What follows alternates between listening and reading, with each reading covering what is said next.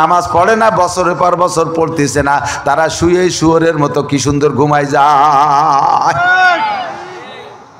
ঠিক না? শুয়োরের মতো এক করে গাদা মারিয়ে ঘুমায়। আল্লাহ এদের সম্পর্কে বলেন উলাইকা কাল আনআম, সেম কোয়ালিটি অফ শুয়োর। শুয়োরের শোয়া দেখছেন না? আপনাকে দিক শুয়োর আছে না দলে দলে? আমাকে দিকও যায়, বেশি দূরে আবার পূব দিক পাওয়া যায় না। এই উদাহরণ করতে গেলে ওকে বুঝতে আমার কষ্ট হয়। শুয়োর এক যাকে 1500 এরকম শুয়োর থাকে না, এই 1500 শুয়োর দিন ভরে খাইয়ে দেয়, রাত্রি যে জায়গা শোয়, ওরা তো প্রত্যেকে আলাদা একটা খাটে মশারিটা নাই শোয়, কম্বল আছে ওকে, কোনো তিরান পার্টি ওকে কম্বল খেতাকবে তোষক মোষক দেয়? শুয়ার সিস্টেম কি? এই যদি 1000 শুয়োর আলাদা আলাদা শোয়, তাহলে শুয়োর সুতি লাগবে 2 বিঘে জায়গা। এই 500 শুয়োর শোয় মাত্র 2 কাঠা জায়গার মধ্যে। কিরম শোয়? একটার পর একটা, তার উপরে একটা, একটার ফাঁসার পর একটার মুখ, একটার মুহির পর একটার বেকায়দা চরম গা, এইভাবে গাদা। এর নাম হলো শুয়োর গাদা। এদিকে ওই পরিবেশটা আছে নাকি? শুয়োর গাদা কেন কয়? একটার পর 5টা শোয়, একটার পর একটা গাদা মেরিয়ে শোয়, এই জন্য নাম শুয়োর গাদা। তাহলে আগামী বছর আল্লাহ হায়াতে বাঁচাইলে আপনাদের সবার দাওয়াত, কমপক্ষে আমার ছোট্ট মাদ্রাসার প্যান্ডেলটা একটু দেখে আসবেন ইনশাআল্লাহ। শুধু প্যান্ডেল বেশি বড় বানাই না, 150 ফিট বাই 150 ফিট বানাই। প্যান্ডেল খরচ, প্যান্ডেল তৈরি করতে লাগে 80,000 টাকা আমারটা করতে, এর চেয়ে বেশি বানাই না। আর 8 দিন এলারা তো বলে 1 কোটি টাকা দিয়ে বানাইছে, ওকে সাথে তার বাড়ি উঠুন আমরা, সেটা যারা দেখছেন তারা দেখছেন। তারপরে তো এদিক সেদিক এসে কমপক্ষে কমই মাদ্রাসা যত গরিব হোক একটু বেড়া তো দিতে আসি 300 বা। এই পর্দার অভাবে ঠান্ডা লাগতেছে। আপনাদের এই পাশালারা মাহফিল নেয় আমার কাছে থেকে বৈশাখ জ্যৈষ্ঠী 36 শুরু আর কি, ফাল্গুন নিয়ে 2-1টা। তো এবার এই ফাল্গুন 36 জড়াই গেছে রমজানের ভিতরে, এই জন্য একটু লস হয়ে গেছে, 2-1টা মাহফিল আগে আনছে। এ পাশালারা এই প্যান্ডেল করার ভয়তে ওই বৈশাখী গণে মাহফিল নেয়, রাস্তা বইরে উঠোন মাঠ বইরে খুঁটো গাড়িয়ে 2-2 লাইট দেয়, বক্তার জন্য ছোট একটা বাসর ঘর বানায় দেয়, উনি ওখানে বসবাস করবে। এই প্যান্ডেলে পয়সা খরচ করবে না, এই শেষলাভি বাদ দিতে হবে, নাহলে কিন্তু শীতকালে আসবো না। কয়ে থিয়ে গেলাম একবারে লিফটে করে, আমার সামনে 10 জন গেল, আমাকেও ম্যানেজার সাহেব বলতেছে, ইন্ডাস্ট্রিজের ইনচার্জ যিনি আছে ওখানে, উনি বলতেছে হুজুর যাবেন নাকি নিচে? 2000 ফিট নিচে যাইতে মাত্র 2 মিনিট সময় লাগে, এত দ্রুত গতির এই লিফট বানাইছে। আমি কই না, আমি ও জায়গায় যাবো না, যারা যাচ্ছে ওকে যা দেখি আমার দম বন্ধ হয়ে আসতেছে, আমি ওই জায়গায় যাবো মূর্তি। আর অত নিচে গেলি যদি ফেরেশতারা আইসে কয় যে আইসো যখন মার রব্বুকা। বা'দু ফাআউযু বিল্লাহি মিনাশ শাইতানির রাজীম। বিসমিল্লাহির রহমানির রহিম। আলিফ লাম মিম। যালিকাল কিতাবু লা রাইবা ফীহি হুদাল লিল মুত্তাকিন আল্লাযীনা ইউমিনুনা বিল গায়ব ওয়া ইউকিমুনাস সালাতা ওয়া মিম্মা রাযাকনাহুম ইউনফিকুন। ثم قال الله تعالى وما خلقت الجن والإنس إلا ليعبدون ما أريد منهم من رزق وما أريد أن يطعمون وقال محمد رسول الله صلى الله عليه وسلم لا يؤمن أحدكم حتى يكون هواه تبعا لما جئت به أو كما قال عليه الصلاة والسلام سبحانك لا علم لنا إلا ما علمتنا إنك أنت العليم الحكيم رب اشرح لي صدري ويسر لي أمري واحلل عقدة من لساني يفقه قولي رب زدني علما اللهم بارك لنا في رجب وشعبان وبلغنا رمضان اللهم أرنا الحق حقا وارزقنا اتباعه وأرنا الباطل باطلا وارزقنا اجتنابه সকলে বলি আমিন। সবাই জবান খুলে দুরুদে ইব্রাহিমি পড়ে নেই, আল্লাহর রহমত 10 গুণ বেড়ে যাবে। আল্লাহুম্মা সাল্লি আলা মুহাম্মাদিন ওয়া আলা আলি মুহাম্মাদ কামা সাল্লাইতা আলা ইব্রাহিম ওয়া আলা আলি ইব্রাহিম ইন্নাকা হামিদুম মাজিদ। اللهم بارك على محمد وعلى آل محمد كما باركت على إبراهيم وعلى آل إبراهيم إنك حميد مجيد। ঐতিহ্যবাহী বাকুশপোল ইমদাদুল উলুম কওমি মাদ্রাসা কর্তৃক আয়োজিত বাৎসরিক নুরানি কুরআনী মাহফিলের সম্মানিত সভাপতি, মাদ্রাসার সুযোগ্য সুদক্ষ সভাপতি মোহতামিম সাহেব হুজুর, মুহাদ্দিসিনে কিরাম, আসাতিজায়ে কিরাম, আজকের মাহফিল উপলক্ষে দাওয়াতি উলামায়ে কিরাম, এই অঞ্চলের অনেক অনেক উলামায়ে কিরাম, আইম্মায়ে মাসাজিদ, মাদ্রাসার আজিজ আমতুলাবা, প্রাণপ্রিয় দেশবাসী, মোটামুটি শীতের রাত্রে আল্লাহ পাক রব্বুল আলামিন আমাদেরকে কিছুক্ষণের জন্য শীত সহ্য করে জাহান্নামের প্রচণ্ড ঠান্ডা ও গরমের ভয়ে, হেদায়েতের আশায় গুমরাহির ভয়ে, সওয়াবের আশায় গুনার ভয়ে, শিরিক ও কুফর মুক্ত ঈমান গড়ার লক্ষ্যে, বেদাত মুক্ত সুন্নতি আমলের প্রশিক্ষণ দেওয়ার জন্য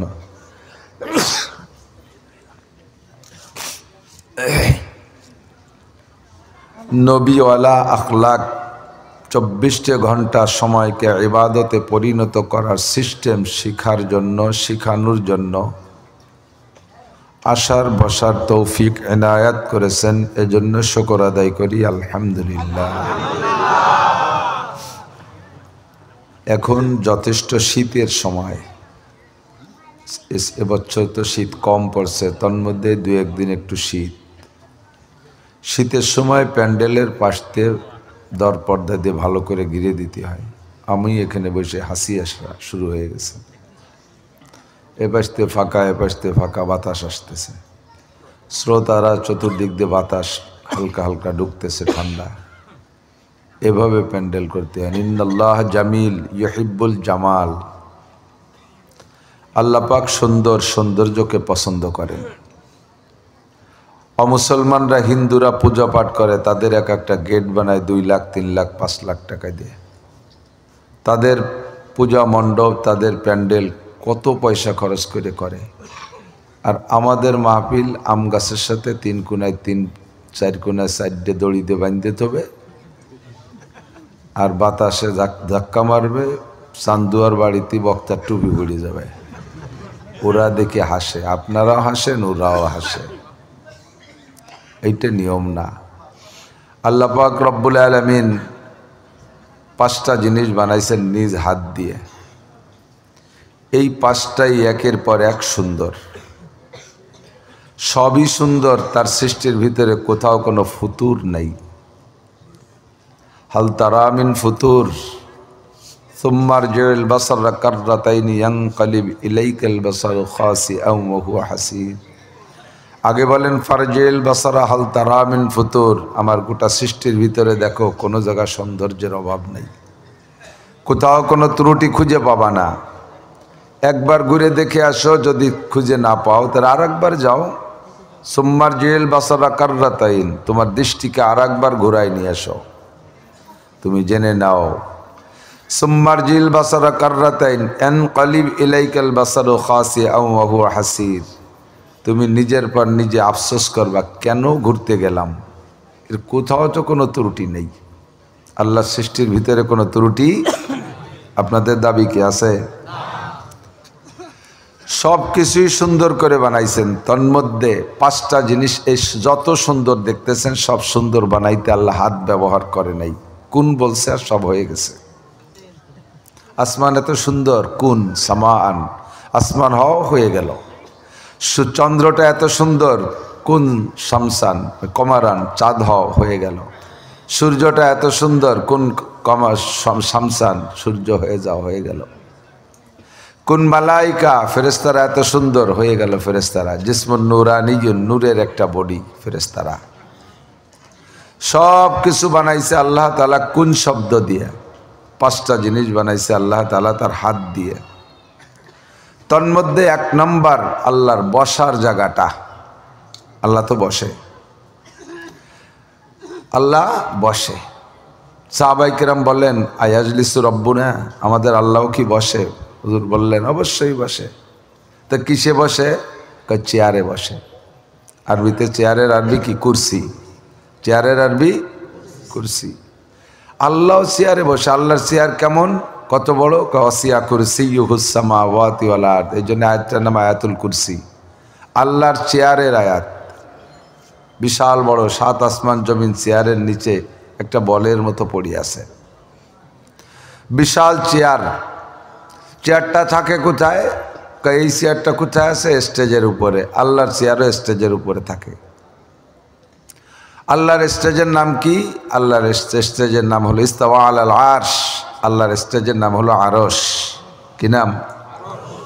তো আল্লাহ পাক রব্বুল আলামিন তার এই আরশটাকে তার শায়ানে শান যেমন দরকার সেরকম নিজ হাত দিয়ে তৈরি করেছেন। আল্লাহর আরশ আল্লাহ নিজ হাত দিয়ে বানাইছে। হুজুর বলেন মালা আইনুন রাআত, জীবনে কত রাজা বাদশার চেয়ার দেখছো, ওই চেয়ারের তুলনা হয় না। তার কোনো দৃষ্টান্তই জগতে নেই। কত স্টেজ দেখছো, কত সাজগোজালা স্টেজ, ওই স্টেজের মতো স্টেজ হয় না। তার নাম আল্লাহর আরশ। ইন্নাল্লাহ জামিল ইউহিব্বুল জামাল। আল্লাহ পাক সুন্দর, সৌন্দর্যকে পছন্দ করেন, বিদায় তার স্টেজটাকে সুন্দর করে বানাইছে। 2 নম্বরে আল্লাহ পাক যেই কলম দিয়ে লিখবেন, লেখেন, তকদির লেখে, মানুষের তকদির লেখে। 104খানা আসমানি কিতাব লিখেছেন কলম দিয়ে। ওই কলমটা আল্লাহ তাআলা নিজে হাত দিয়ে বানাইছে, পছন্দ মতো বানাইছে।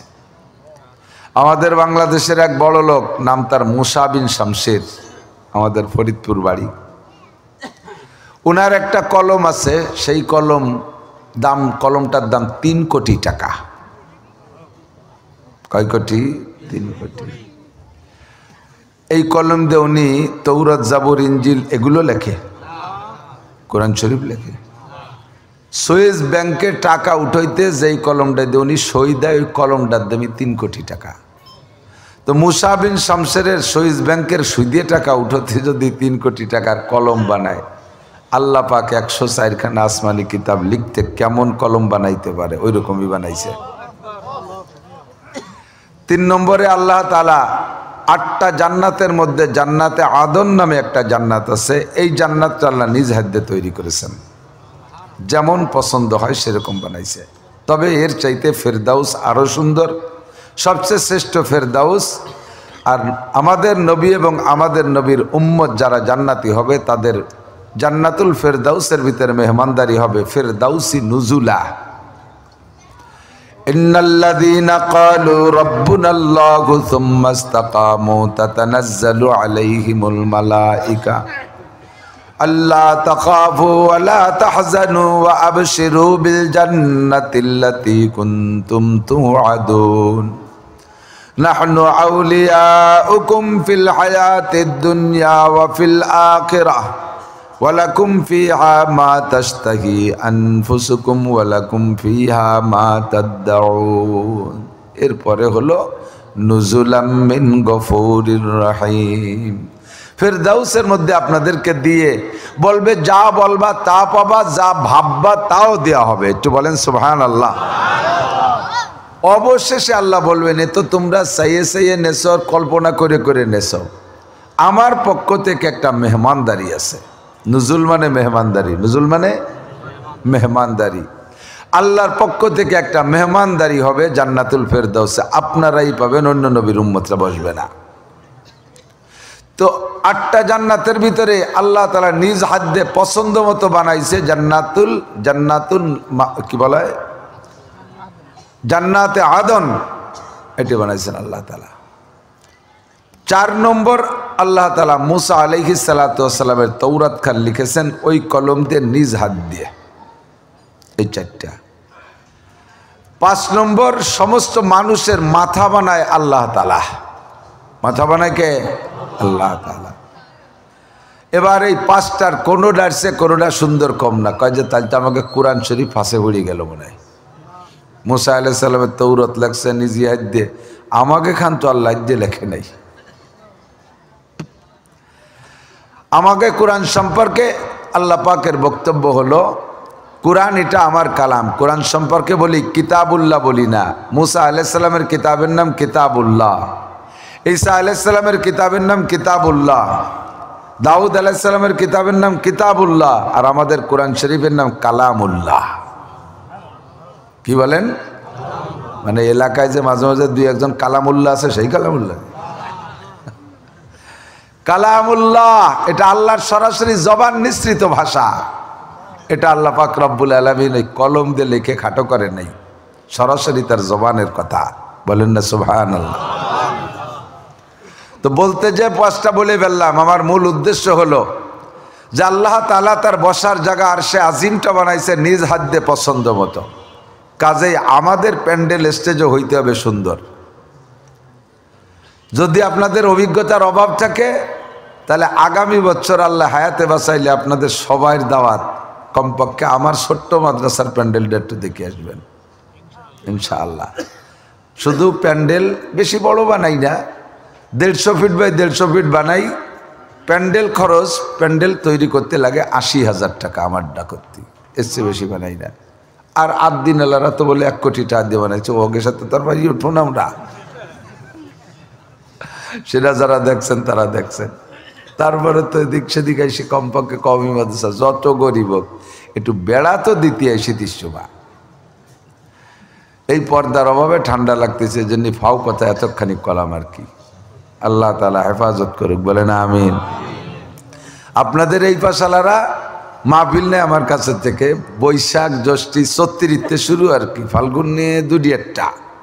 তো এবার এই ফাল্গুন 36 জড়াই গেছে রমজানের ভিতরে, এই জন্য একটু লস হয়ে গেছে, 2-1টা মাহফিল আগে আনছে। এ পাশালারা এই প্যান্ডেল করার ভয়তে ওই বৈশাখী গনে মাহফিল নেয়, রাস্তা বইরে উঠোন মাঠ বইরে খুঁটো গাড়িয়ে 2-2 লাইট দেয়, বক্তার জন্য ছোট একটা বাসর ঘর বানায় দেয়, উনি ওখানে বসে বাস করবে।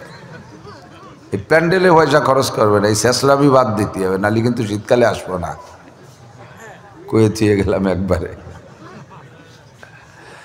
আল্লাহু আকবার। আমার দিক তাকান তো আল্লাহ পাক মানব জাতির হিদায়তের জন্য খেয়াল করি, খুব খেয়াল করি। আমাকে আপনাকে প্রত্যেকটা মানুষকে প্রত্যেকের জন্যই বলি আশাজুকাল মাদুম, 2-1টা ব্যতিক্রম বোকা শোকা থাকলেও ওগুলো ধর্তব্য না। অধিকাংশ মানুষ শতকরাও না, হাজারও না, লাখে 99,999 জন বললেও ভুল হবে না। মানুষকে আল্লাহ তাআলা যে পরিমাণ জ্ঞান বুদ্ধি বিবেক বিবেচনা দিয়েছে, এই জ্ঞান বুদ্ধি বিবেক বিবেচনা দিয়েই মানুষের উপরে আল্লাহর পক্ষ থেকে দায়িত্ব দেওয়া ওয়াজিব ছিল বা দায়িত্ব দেওয়া উচিত ছিল যে তোমার জ্ঞান খাটাইয়া তুমি আল্লাহকে খুঁজে নাও। খেয়াল করতেছেন না? তা ফাঁকে ফাঁকে দেওয়ার বাদাম খাচ্ছেন, একসাথে দুই কাজ ভালো হয় নাকি? এক কাজ করতে হবে। যদি বাদাম খাতি হয় তাহলে আপনারা ওখানে আমার সাইডে দেন, আগে খাইয়ে শেষ করি, পরে হবে। আর যদি তা নয় তাহলে সবাই বন্ধ করতে হবে। আমি দূরিতে এসে বক বক করবো আর আপনি বাড়ির মানুষ বাদাম খাবেন, এই অসামাজিকতা তো করা যাবে না। মানুষকে আল্লাহ যে জ্ঞান দিছে, এই জ্ঞান বুদ্ধি বিবেক বিবেচনা দেই আল্লাহকে খুঁজে নিয়ে ওয়াজিব ছিল। কারণ এই মানুষ তার জ্ঞান বুদ্ধিকে কাজে লাগাইয়া হাজারো না থাকা জিনিসকে তৈরি করেছে। মোবাইল ছিল না, বানাই নেই মানুষ। কি দিয়ে সংযোগ করলে এর সাথে বা এর সাথে এই তারের সাথে ওই তার, এর সাথে ওই দিয়ে কুন্ডারে জড়ালি একটা মোবাইল, আর তাই দিয়ে সারা দুনিয়া ভরে গল্প করা যায়, শুধু কথা কওয়া যায়, আবার কনেওয়ালারে দেখাও যায়, শুধু ছবি দেওয়া যায় তা না, ভিডিও, তার সাথে এ টু জেড কথা, গল্প স্বল্পর মতো কেমন যেন সামনে বসে।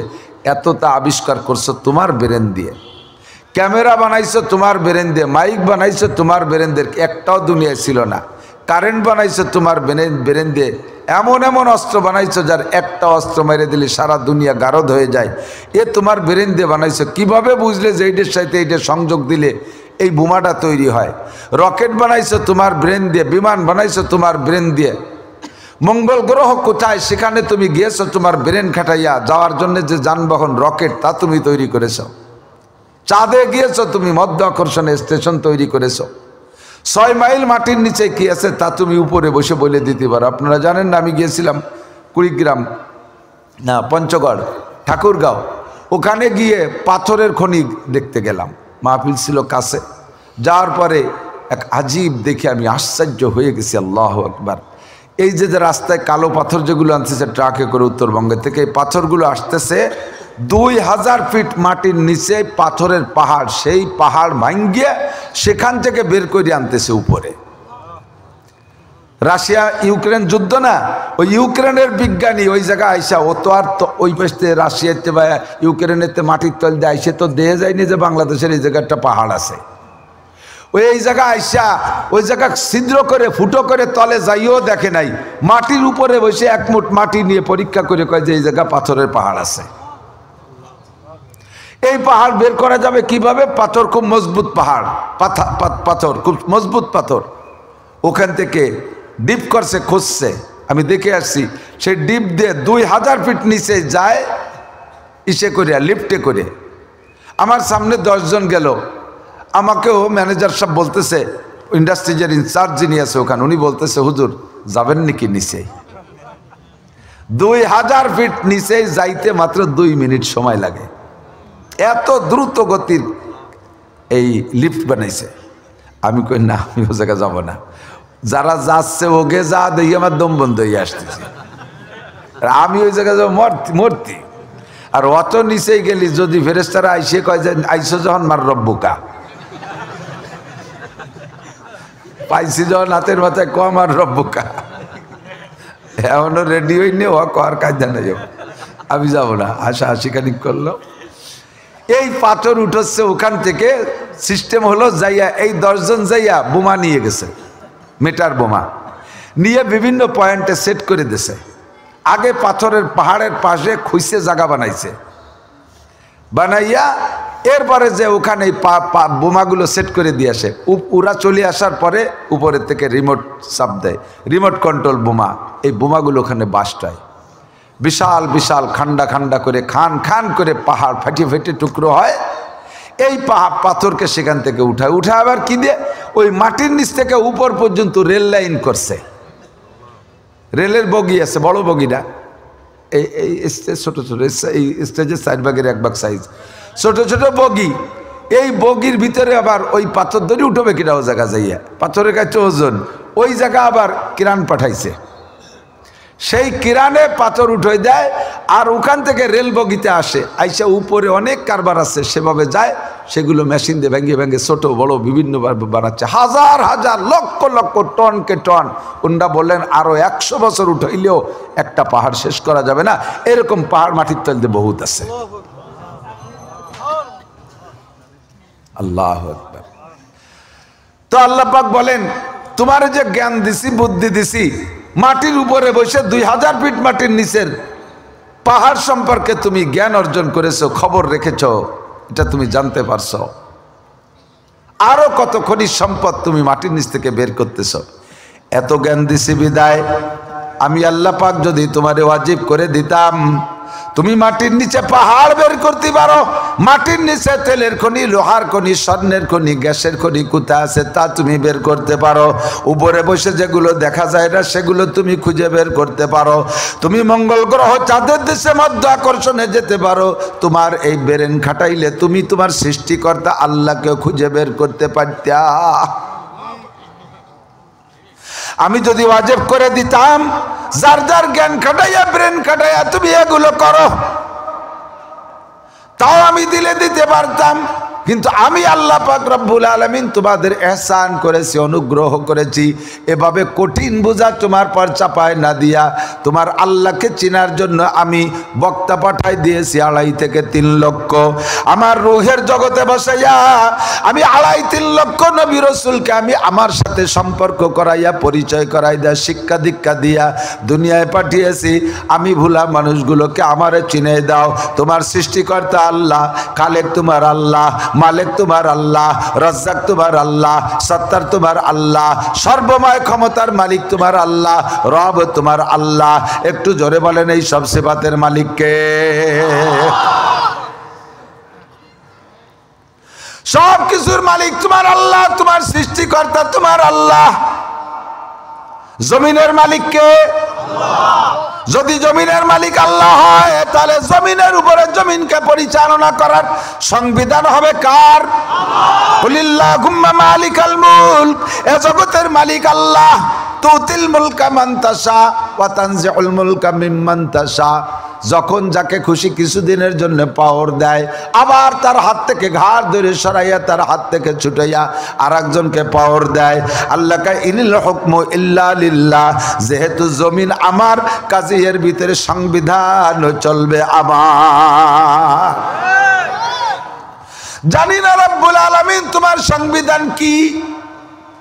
আল্লাহ পাক বলেন আমার সংবিধান যুগের পার্থক্যে, মানুষের যোগ্যতার পার্থক্যে আমি সংবিধান বই চেঞ্জ করেছি। আমার সংবিধান বইয়ের নাম হলো আসমানি কিতাব। কি কিতাব? আসমানি কিতাব। এটা ডক্টর ইউনূস সাহেবের লেখা না, এটা আমাদের ডক্টর কামাল সাহেবের লেখা না, এটা বঙ্গবন্ধু শেখ মুজিবুর রহমানের লেখা না, এটা প্রেসিডেন্ট জিয়াউর রহমানের লেখা না, এটা প্রেসিডেন্ট এরশাদের লেখা না। আসমানি কিতাব সম্পূর্ণ আল্লাহ তার কুদরতি কলম দিয়ে 104 খানা আসমানি কিতাব আমাদের সংবিধান বই হিসেবে তৈরি করে পাঠিয়েছেন। তবে কিয়ামত পর্যন্ত একটা বই যথেষ্ট ছিল, সেটার নাম কোরআনে কারিম। আদম আলাইহিস সালামের সময় যদি আল্লাহ কোরআন নাজিল করতেন, কোরআনে কারিম এত সুন্দর কিতাব, এমন জামিউল কালাম, কোরআনের নাম একটা নাম হলো জামিউল কালাম। এর ভিতরে যাহা কিছু আজ দরকার সব কিছুর মধ্যে আছে। এই একটা কিতাব আদম আলাইহিস সালামের সময় আল্লাহ পাঠিয়ে দিলে তাতে কিয়ামত পর্যন্ত চলতো। কিন্তু আল্লাহ কোরআনকে আগে না পাঠাইয়া আরো অনেক অনেক কিতাব আগে পাঠানোর কারণ কি? সব জামানার মানুষের যোগ্যতা একরকম না। যে জামানার মানুষের যোগ্যতা যেমন, ও জামানার জন্য কিতাব লাগবে তেমন। সব ক্লাসের ছাত্রদের যোগ্যতা একরকম না। যে ক্লাসের ছাত্র যেমন, সে ক্লাসের বই তেমন। যে ক্লাসের ছাত্র যেমন, ওই ক্লাসের শিক্ষক তেমন। কতক্ষণ? ক্লাস 1-এর ছাত্র যোগ্যতা কম, তাদের জন্য নরম বই, তাদের জন্য একেবারে সহজ বই। ধীরে ধীরে ক্লাস বাড়ে আর ধীরে ধীরে বই কঠিন হয়, আর উস্তাদও যোগ্যতা সম্পন্ন হতে থাকে। আল্লাহু আকবার। MA ক্লাসের বই পড়ার জন্য প্রাইমারির শিক্ষক দ্বারা সম্ভব না।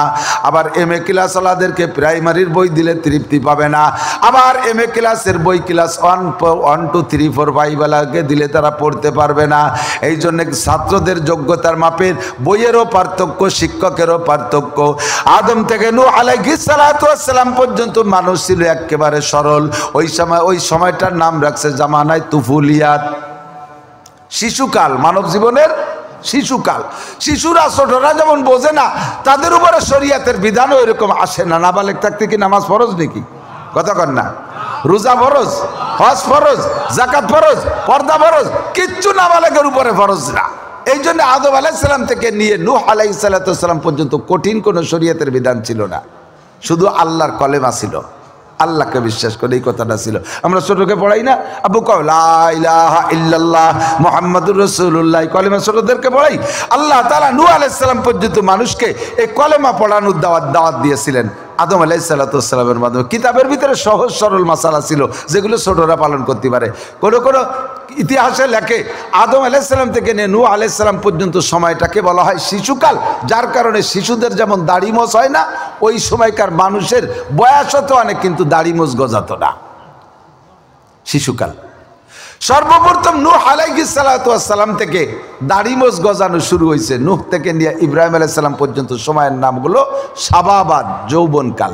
এই সময় আউয়ালুর রসুল নূহ আলাইহিস সালাম, রসুলের মাধ্যমে শরীয়ত প্রেরণ করা হয়েছে। প্রথম রসুল নূহ আলাইহিস সালাম, এনার মাধ্যমে আসমানি কিতাব দিয়ে আল্লাহ তাআলা সাবালেগ মানুষের উপরে শরীয়তের বিধান চাপানো শুরু করছেন। আর এই সময় মানুষের দাড়ি মোছ গজানো শুরু হয়েছে। এর আগে দাড়ি মোছ গজাতো না, যৌবনকালে দাড়ি মোছ গজায় কিন্তু পাকতো না। নূহ আলাইহিস সালাম থেকে ইব্রাহিম আলাইহিস সালাম পর্যন্ত দাড়ি মোছ হইতো কিন্তু পাকতো নাই, কালা কালা থাকতে মরি যেত। আর সর্বপ্রথম ইব্রাহিম আলাইহিস সালামের চুল দাড়ি পাকছে, বুড়ো হয়ে গেছে, 90 বছর, 98 বছর বয়স। এই সময় আল্লাহ তাআলা ওনাকে একটা সুসংবাদ দিলেন, ফাবাশশারনাহু বিগুলামিন হালিম। এর আগে কোনো ছেলে মেয়ে হয় নাই, জানেন তো কিসসা? এর আগে কোনো ছেলে মেয়ে হয় নাই। আল্লাহ পাকে বুড়োকালে ওনারে সুসংবাদ দিয়েছে, তোমার একটা ছেলে হবে। উনি বলতেছে, আল্লাহ আমার ছেলে হবে, ওয়াস্তা আল্লাহর রহস্য সাইবা, আমার চুল দাড়ি পাইয়ে ফকা ফক সাদা হয়ে গেছে, বুড়োকালে সব পার্সপাতি ঢিলে হয়ে গেছে, এ ওয়াসুমান কীভাবে ছেলে হবে? আল্লাহকে যেভাবে হওয়ার সেভাবেই হবে। তা হয়েই গেল, ছেলেটার নাম ইসমাইল আলাইহিস সালাতু ওয়াস সালাম, ঠিক না? তো এই সময় থেকে শরীয়তের বিধান কড়া শুরু হয়ে গেছে, কারণ ছাত্রর যোগ্যতা খুব হাই কোয়ালিটিতে আসা শুরু হয়ে গেছে। ছাত্রর নাম মিস্টার নমরুদ। ছাত্রর নাম কি? মিস্টার নমরুদ, আন্তর্জাতিক খ্যাতিসম্পন্ন দামড়া, বিশ্ববিখ্যাত আবাল। এই আবাল রে আগের বই দিয়ে আগের উস্তাদ দিয়ে সাইজ করা যাবে না বিদায় আল্লাহ তাআলা বিখ্যাত রসুল পাঠাইছেন, মুসলিম জাতির পিতা ইব্রাহিম আলাইহিস সালামকে উস্তাদ হিসেবে পাঠিয়েছেন। আর ওনার কাছে 10 খান কিতাবও দিয়েছে, সহিফা ইব্রাহিম আলাইহিস সালামের কিতাব 10 খান। এই 10 কিতাব দিয়ে তাদেরকে সাইজ করতে করতে করতে করতে ছাত্রর যোগ্যতা আরও বাড়িয়ে গেল। ছাত্রর নাম মিস্টার ফেরাউন, কারুন, হামান। এই বড় বড় বিশ্ববিখ্যাত লিডার যখন ছাত্র হয়ে গেছে, এখন আগের কিতাবে তৃপ্তি পায় না, নবীও লাগবে সামনের পর সেই রকম উস্তাদ। আল্লাহ তাআলা পাঠায় দিছে জালালি মিজাজের মুসা আলাইহিস সালামকে উস্তাদ, আর কিতাবও দিছে কায়দা মতো কিতাব। এখানে 1000 পারা 10 লক্ষ আয়াত মুসা আলাইহিস সালামের কাছে তৌরাত কিতাব পাঠিয়ে পড়িয়ে খা। এবার আগের কিতাবে ফুসায় না, পড়িয়ে খা। মশলাও সেরকম কঠিন কঠিন, শুনলে আজীব হবেন। মশালা কি? আমাদের এই কাপড়ে যদি ময়লা লাগে, কাপড়ে পানি দিয়ে ধুয়ে ফেললে সাফ হয়ে যায় না? বনি ইসরাইলের মশালা ছিল, তোমাদের কাপড়ে ময়লা লাগলে ওটুক ধুলি সাফ হবে না, ওটুক কাটি ফেলাই দিতে হবে। তোমরা যেমন গাইডিও, মশালা এরকম কড়া। আমাদের গায়ে ময়লা লাগলে একটু পানি দিয়ে ধুয়ে ফেললে সাফ হয়ে যায় না? আর তাদের গায়ে যদি বড় মানে নাজাসাতে গলিজা নাপাক, বড় নাপাক লাগে, ওইটুক কাটি ফেলাই দিতে হবে, নাহলে সাফ হবে না। আমরা যত বড় গুনাহ করি, যতক্ষণ পর্যন্ত বড় ধরনের হত্যাযোগ্য যে গুনাহ, এই হত্যার যোগ্য যে গুনাহ, এই গুনাহ করার আগ পর্যন্ত বা ওই গুনাহ করলেও যদি ধরা না পড়ি, অতক্ষণ পর্যন্ত আমাদের সমস্ত গুনাহ ক্ষমার পাওয়ার জন্য একটা মাত্র তাবিজ, সেটা হলো অন্তর থেকে তওবা করা। আস্তাগফিরুল্লাহ রাব্বি মিন কুল্লি যামবি ওয়া আতুবু ইলাইহি। সারা জীবন ভরে যদি 1000 বছর হায়াত পান, 1000 বছর কবিরা সগীরা সব গুনাহ করেছেন, আল্লাহ পাক বলেন, আল্লাহ পাক রব্বুল আলামিন বলেন, ও বান্দা তোমার সারা জীবনের সমস্ত গুনাহ মাফ করে দেব। ইন্নাল্লাহা লা ইয়াগফিরু আন ইউশরাকা বিহি ওয়া ইয়াগফিরু মা দুনা যালিকা লিমান ইয়াশা। একমাত্র শিরকি গুনাহ ছাড়া আর যত গুনাহ করবা, তোমার যে কোনো একটা ভালো কাজ দেখে আমি বিনা তওবায়ও ক্ষমা করে দিতে পারি। হাজার হাজার লক্ষ লক্ষ কবিরা গুনাহ থেকে ক্ষমা পাইতে তওবা করা লাগবে না, আমি বিনা তওবায় ক্ষমা করে দিতে পারি। তুমি একটা ভালো কাজ দেখে যদি আমার পছন্দ হয়ে যায়, আর যদি তুমি শিরকি গুনাহ করো, শিরক থেকে বাঁচার জন্য আমার ব্যবস্থা আছে। অন্তর থেকে তওবা করে বলো আর কোনোদিন শিরক করব না। আল্লাহ জীবন ভরে 33 কোটি দেবদেবীর পূজা পাঠ করেছি, মূর্তি পূজা করেছি, মন্দির পূজা করেছি, আর কোনোদিন করব না। আস্তাগফিরুল্লাহ পড়ো। সারা জীবন ভরে গুনাহ করে যদি অন্তর থেকে একবারও আস্তাগফিরুল্লাহ পড়ো, ফাউলাইকা ইউবাদদিলুল্লাহু সাইয়্যাতিহিম হাসানাত। আল্লাহ পাক বলেন সব গুনাহ ক্ষমা করে দিয়ে গুনাহ সংখ্যা পরিমাণ নেকি দিয়ে আমলনামা ভরপুর করে দেয়া হবে। আমরা যত বড় গুনাহ করি, আস্তাগফিরুল্লাহ শেষ, আস্তাগফিরুল্লাহ শেষ। এই মোবাইলের ভিতরে 32 জিবি, 32 জিবি মেমোরি লোড দিয়েছেন, 5-7-10 বছর পর্যন্ত লোড দিয়েছেন। এর ভিতরে যা যা লোড দিয়েছেন এগুলো সব মুছতে কি আর 10 বছর লাগে? ডিলেট বাটনে এক চাপ দিলি সব মুহূর্তের মধ্যে শেষ। কথা কন? আল্লাহ কয় সেম কোয়ালিটি তোমার সারা জীবনের আমলনামা সগীরা কবিরা সব কিছুতে বুঝাই করে ফেলেছ।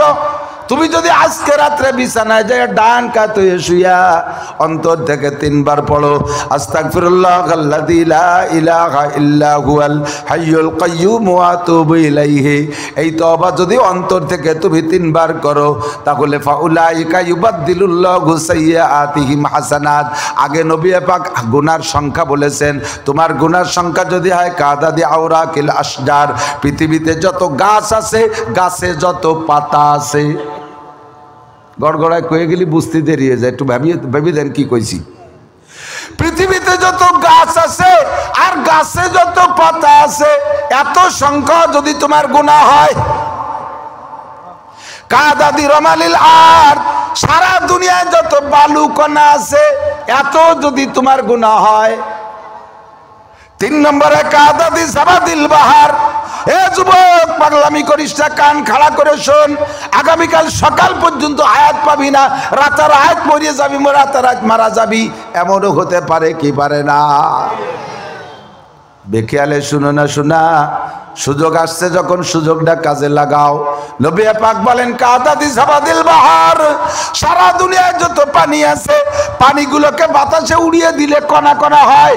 এত কণা সংখ্যা পরিমাণও যদি তোমার গুনাহ হয়, এমনকি 3টে সংখ্যা, পাতা সংখ্যা, বালু সংখ্যা, পানির কণা সংখ্যা, 3টের সমন্বয় যত সংখ্যা হয়, এত যদি তোমার গুনাহ হয়, আজকে রাত্রে তুমি ডান কাত হয়ে শুইয়া হাতটারে গালের নিচে দিয়ে অন্তর থেকে 3 বার পড়ো, আস্তাগফিরুল্লাহাল্লাযী লা ইলাহা ইল্লা হুয়াল হাইয়ুল কাইয়্যুম ওয়া আতুবু ইলাইহি।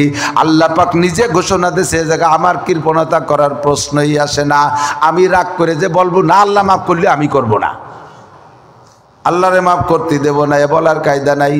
আল্লাহ পাক বলেন ইযআব লাহুল আযাবু ইয়াওমাল কিয়ামাতি ওয়া ইয়াখলুদ ফীহি মুহানা ইল্লা মান তাবা ওয়া আমানা ওয়া আমিলা আমালান সালিহা ওয়া উলাইকা ইউবাদদিলুল্লাহু সাইয়্যাতিহিম হাসানাত।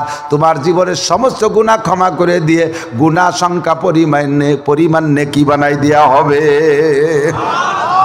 বনি ইসরায়েলের তওবা ছিল এরকম না, আস্তাগফিরুল্লাহ ডিলেট বাটনে চাপ দিলে কাম হবে না।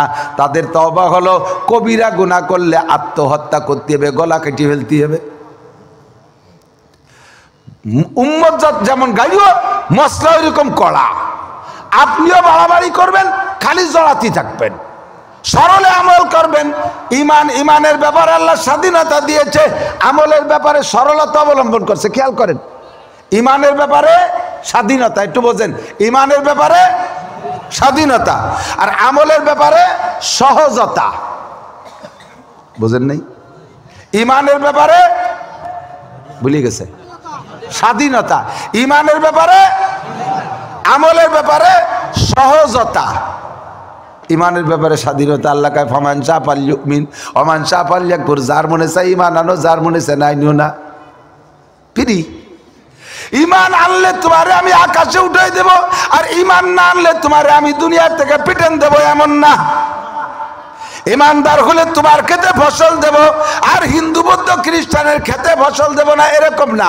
ইমানদারদের ঘরে সন্তান দেব, বেঈমান কাফেরদের ঘরে সন্তান দেব না, তা না। আমি দুনিয়ায় সকলকে উন্মুক্ত করে দিছি। ইমান আনলেও যে হবে যা পাবা, ইমান না আনলেও তাই পাবা। ইমানের ব্যাপারে তোমার স্বাধীনতা দিয়েছি। ফামান শাআ ফালইউমিন ওয়া মান শাআ ফালইয়াকফুর, যার মনে চায় ইমানদার হও, যার মনে চায় কাফের হয়ে যায়। ইমানের ব্যাপারে স্বাধীনতা, আর আমলের ব্যাপারে সহজতা। কোনো একটা আমলকে আল্লাহ কঠিন করে চাপায় দেয় নাই। আল্লাহ নিজেই বলেন সূরা বাকারার ভিতরে, লা ইউকাল্লিফুল্লাহু নাফসান ইল্লা বুসাহা, আছে না নাই? লা ইউকাল্লিফুল্লাহু নাফসান ইল্লা বুসাহা। কোন একটা আমল আল্লাহ তাআলা মানুষের শক্তির বাহিরে চাপায় দেয় নাই। যা আপনি পারবেন না এমন কোন আমল দেয় নাই। যে আমলগুলো আল্লাহ অর্ডার করেছে, ওই আমলের ভিতরে যদি আপনার কোনো জায়গা কঠিন বেঁধে যায়, আল্লাহ তাৎক্ষণিকভাবে সহজ একটা ব্যবস্থা পাশে রেখেছেন। আমার দিক তাকান, মাঝে মাঝে রাস্তা, বড় রাস্তার ব্রিজ যদি পূরণ হয়ে যায়, ওই ব্রিজটারে ভাঙ্গে নতুন ব্রিজ করতে গেলে ও জায়গা ভাঙ্গা ব্রিজের পাশ দিয়ে একটা বিকল্প সড়ক বানায় কিনা? বিকল্প সড়ক বানায় না? নইলে যে জায়গা ব্রিজ ভাঙছে সেই বরাবরই যদি জাতি হয়, তা তো যারই কায়দা নেই, হুমড়ি খেয়ে গাড়ি ঘোড়া নিয়ে পড়বে। সেদিন এক বক্তা পড়িয়ে গেছে সে খালের মধ্যে, ওই বাঁশ বস দিয়ে আটকাই দেয়নি, উনি কুয়াশার মধ্যে চালায় চলে গেছে, সে যে পড়ছে ব্রিজের মধ্যে। আল্লাহু আকবার। তাহলে যে জায়গা ভাঙ্গা ব্রিজ সে জায়গায় বিকল্প সড়ক, সে জায়গায় বিকল্প। লা ইউকাল্লিফুল্লাহু নাফসান ইল্লা বুসাহা। নামাজ পড়া সহজ না কঠিন? কঠিন না সহজ? না পড়া আলারা তো চুপ করে মনে মনে ওরা কইছে কঠিন কঠিন কঠিন।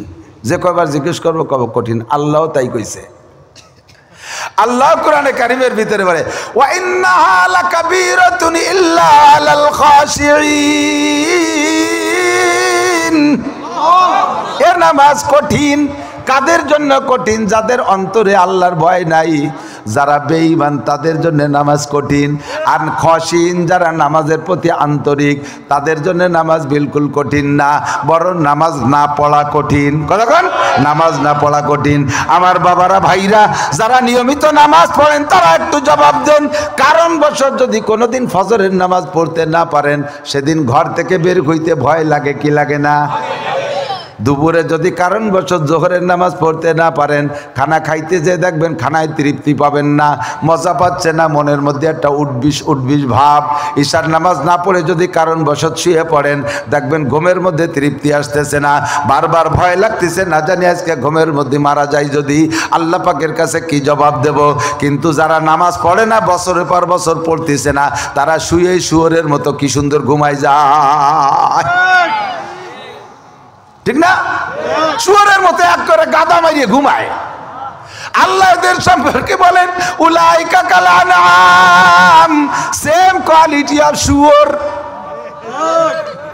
শুয়োরের শোয়া দেখছেন না? আপনাকে দিক শুয়োর আছে না দলে দলে? আমাকে দিকেও যায়, বেশি দূরে আবার পূব দিক পাওয়া যায় না। এই উদাহরণ করতে গেলে ওকে বুঝতে আমার কষ্ট হয়। শুয়োর এক যাকে 1500 এরকম শুয়োর থাকে না, এই 1500 শুয়োর দিন ভরে খাইয়ে দেয়, রাত্রি যে জায়গা শোয়, ওরা তো প্রত্যেকে আলাদা একটা খাটে মশারিটা নাই শোয়। কম্বল আছে ওকে, কোনো তিরান পার্টি ওকে কম্বল খেতাকবে, তোষক মোষক দেয়। শুয়ার সিস্টেম কি? এই যদি 1000 শুয়োর আলাদা আলাদা শোয়, তাহলে শুয়োর সুতি লাগবে 2 বিঘে জায়গা। এই 500 শুয়োর শোয় মাত্র 2 কাঠা জায়গার মধ্যে। কিরম শোয়? একটার পর একটা, তার উপরে একটা, একটার ফাঁসার পর একটার মুখ, একটার মুহির পর একটার বেকায়দা চরম গা, এইভাবে গাদা। এর নাম হলো শুয়োর গাদা। এদিকে ওই পরিবেশটা আছে নাকি? শুয়োর গাদা কেন কয়? একটার পর 5টা শোয়, একটার পর একটা গাদা মারিয়ে শোয়, এই জন্য নাম শুয়োর গাদা।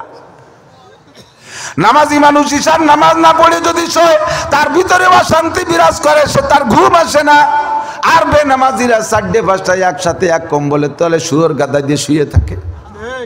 ওরা আবার আমাদের হুজুরদের একটু খেপায়, হুজুরকে একটু হুজুরি হুজুরি মিল নেই, এক হুজুরি এক টাকা আর এক হুজুর আর এক টাকায়, দুই হুজুরি এক কম্বলে তাহলে শুতিও পারে না, শুইও খালি ফতোয়া দেয়, এক সাথে সোয়া লাগাইস না মাকরু, একটু করে জায়গা পার পা উঠে গেলে কে কবিরে কোন আসছে সারা, শুইও লেপের তলে যে ফতোয়া দেয় হুজুরি হুজুরি এক জায়গায় একসাথে মেলে না, এইগুলি আমাকে খেপায়। আমরা কি সুন্দর, আমাকে মধ্যে ওই কোনো একতেলাপ নাই, মতানৈক্য নাই, কোনো জয়জামেলা নেই। এই যে আমরা একসাথে 5-6 জন শুয়ে রয়েছি, সকালবেলা শুয়োর গাদা দেওয়ার মতো শুয়ে রয়েছি, একটার পর একটা, তার উপরে একটার মুহির পর একটা ভাষা, তার মুহির পর একটার বেকায়দা, সরমকে এভাবে আমরা গাদা দিয়ে শুয়ে থাই, একটু ফতোয়া দিই না, লুঙ্গি তালাশ করে পাই না, ঘুমতে উঠে প্যান্ট পড়ে গেছে কালের নিচে, লুঙ্গি চলে গেছে বালিশের তলে, এরকম আমরা ফতোয়া দিই না। তোমারে কয় তুমি তো শুয়োর গাদা। ওই বাড়ি করে মুরব্বী থাকলে মুরব্বী শেষ রাত্রে উইটা তাহাজ্জুদ পড়ে, তাহাজ্জুদ পড়িয়ে সরমুনার ভক্ত জোরে জোরে জিকির করে, তারপরে শুয়োর গাদার ঘুম ভাঙ্গে না।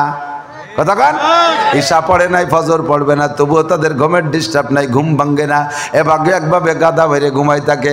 এত জোরে জোরে জিকির মসজিদে ইমাম সাহেব জিকির করে, লা ইলাহা ইল্লাল্লাহ, লা ইলাহা ইল্লাল্লাহ, লা ইলাহা ইল্লাল্লাহ। ঘরের মধ্যে আব্বা জিকির করে, দাদা জিকির করে, শুয়োর গুলানের ঘুম ভাঙ্গে না। এরপরে মুরব্বী মসজিদে যাওয়ার সময় আবার ডাকে, তাও শুয়োর গাদার ঘুম ভাঙ্গে না। উনি ফজরের নামাজ পড়ে 2.5 ঘন্টা দাওয়াতের কাজ করে বেলা 8টা 8:30 দিকে আইছে, আইসে দেখে যে সে ঘরের দরজা খোলে নাই। এবার আবার আইসে ডাকে, তাও দরজা খোলে না। শুয়োর ওই গাদা ভাঙ্গে, শুয়োর অরিজিনাল শুয়োর যে জায়গা থাকে, ওরা তো ওই এক জায়গায় যে গাদি মেরে থায় এর কারণ আছে, ওকে একটা মন্তর আছে, মন্তর দিয়ে এরকম একটা দাগ দিয়ে দেয়, এই জন্য রাত্রির মধ্যে একটা শুয়োর ওই দাগের বাইরে যায় না।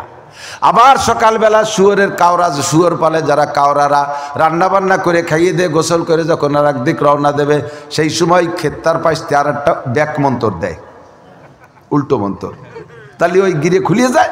এরপরে শুয়োরে ডাক দিলি বাড়ি। ওই মুরব্বী ফজরের নামাজ পড়তে যাওয়ার আগে ডাকছে, শুয়োর গাদা ভাঙ্গে নাই। আবার ফজরের নামাজ পড়িয়া এসে ডাকছে, তাও শুয়োর গাদা ভাঙ্গে নাই। এবার শুয়োরে মন্তর দিতে হবে।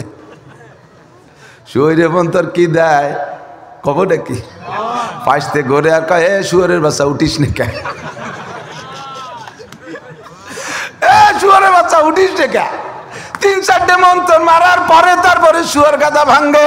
অথচ নামাজি মানুষ যদি কারণবশত ঈশার নামাজ উঠে যায়, রাতটা চলে যায়, তার টেনশনে ফজরের নামাজ সময় মতো উঠে পড়ে, এরপরে আবার ঈশার কাজা নামাজও পড়ে। হযরত মুআবিয়া রাদিয়াল্লাহু তাআলা আনহু, আমার সাথে সবাই বলেন রাদিয়াল্লাহু তাআলা আনহু। মুআবিয়া সম্পর্কে কের মন্তব্য খারাপ থাকলে সে রাদিয়াল্লাহ পড়বে না, তবে মুআবিয়ার নামের পর রাদিয়াল্লাহ পড়া নবী পাক ওয়াজিব করে দিয়েছেন। মুআবিয়া রাদিয়াল্লাহু তাআলা আনহু, একটু সবাই কন্দি শুনি, তালি বজবজের মধ্যে বাসকোজ আছে কিনা। মুআবিয়া রাদিয়াল্লাহু তাআলা আনহু জিন্দেগিতে কোনোদিন যেদিন থেকে তাহাজ্জুদ শুরু করছে, ওই দিন থেকে তাহাজ্জুদের নামাজ ছোটে নাই। হঠাৎ একদিন তাহাজ্জুদের নামাজ ছুটে গেছে, জামাতের ওক্তীয় নামাজ না, তাহাজ্জুদের নামাজ ছুটে গেছে এক রাত। ফজরের নামাজ পড়িয়া এসে আর লজ্জাতে বাইরেই যায় না, কানতেছে, এমন কান্দা ঘরের মধ্যে যায় নামাজ বিছিয়ে, নফল নামাজ পড়ে আর সেজদায় কান্দে। আমি কাজটা করলাম কি তাহাজ্জুদ ছুটে গেছে, কাজটা করলাম কি তাহাজ্জুদ ছুটে গেছে, আল্লাহরে মুখ দেখাবো কিভাবে, তাহাজ্জুদ ছুটে গেছে। এত কান্না কানছে মুআবিয়া, জামা কাপড় ভিজে গেছে, যায় নামাজ ভিজে গেছে, নিচের মাটিও ভিজে গেছে চোখের পানিতে।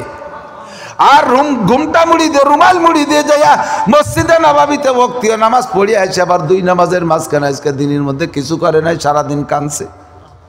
কেন? গত রাত্রে তাহাজ্জুদের নামাজ ছুটছে, গত রাত্রে ঈশার নামাজের পরে দিনের প্রয়োজনে, ধর্মের প্রয়োজনে, রাষ্ট্রীয় প্রয়োজনে কিছু জরুরি কথা ছিল।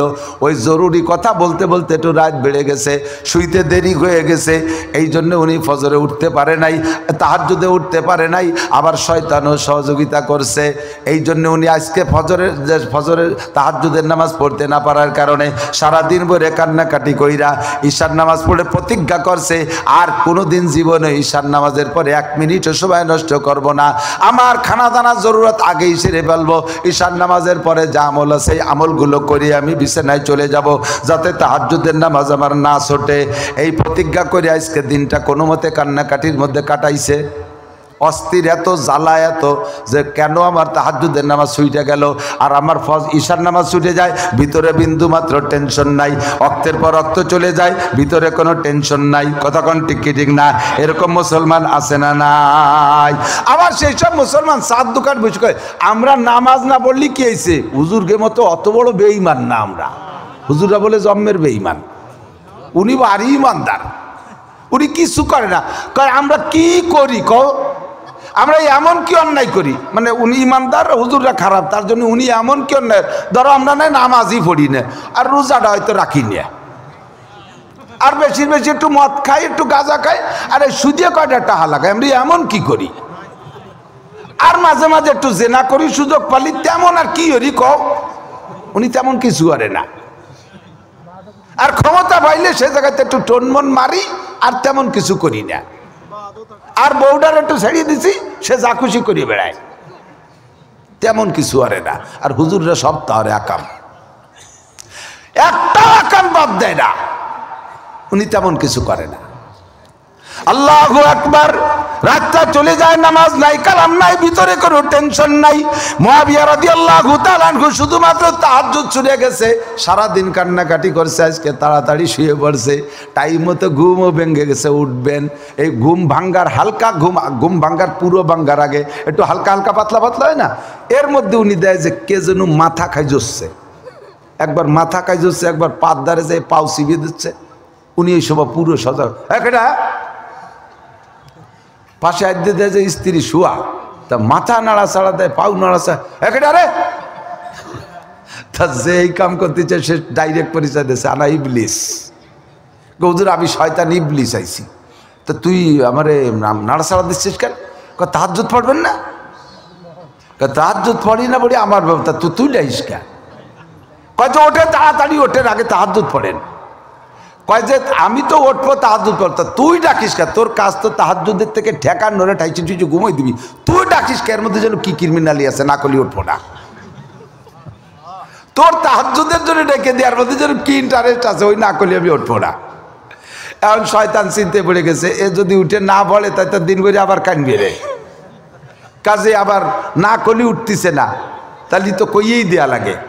তো বলতেছে হুজুর ছাড়লেনই না যখন, আমি তো এরকম ঠকা বাড়ি একটা ঠকি না মানুষের কাছে, বেদের কথা কইয়ে দিয়ে আমি ঠকি না। এক লোক ওই রাস্তায় যে হাঁটতেছে, হাঁটতে হাঁটতে শয়তানের সাথে দেখা, তো শয়তানের সাথে দেখা হলি, পরিচয় টরিচয় হচ্ছে, তুমি কি ডাকা? আমি শয়তান।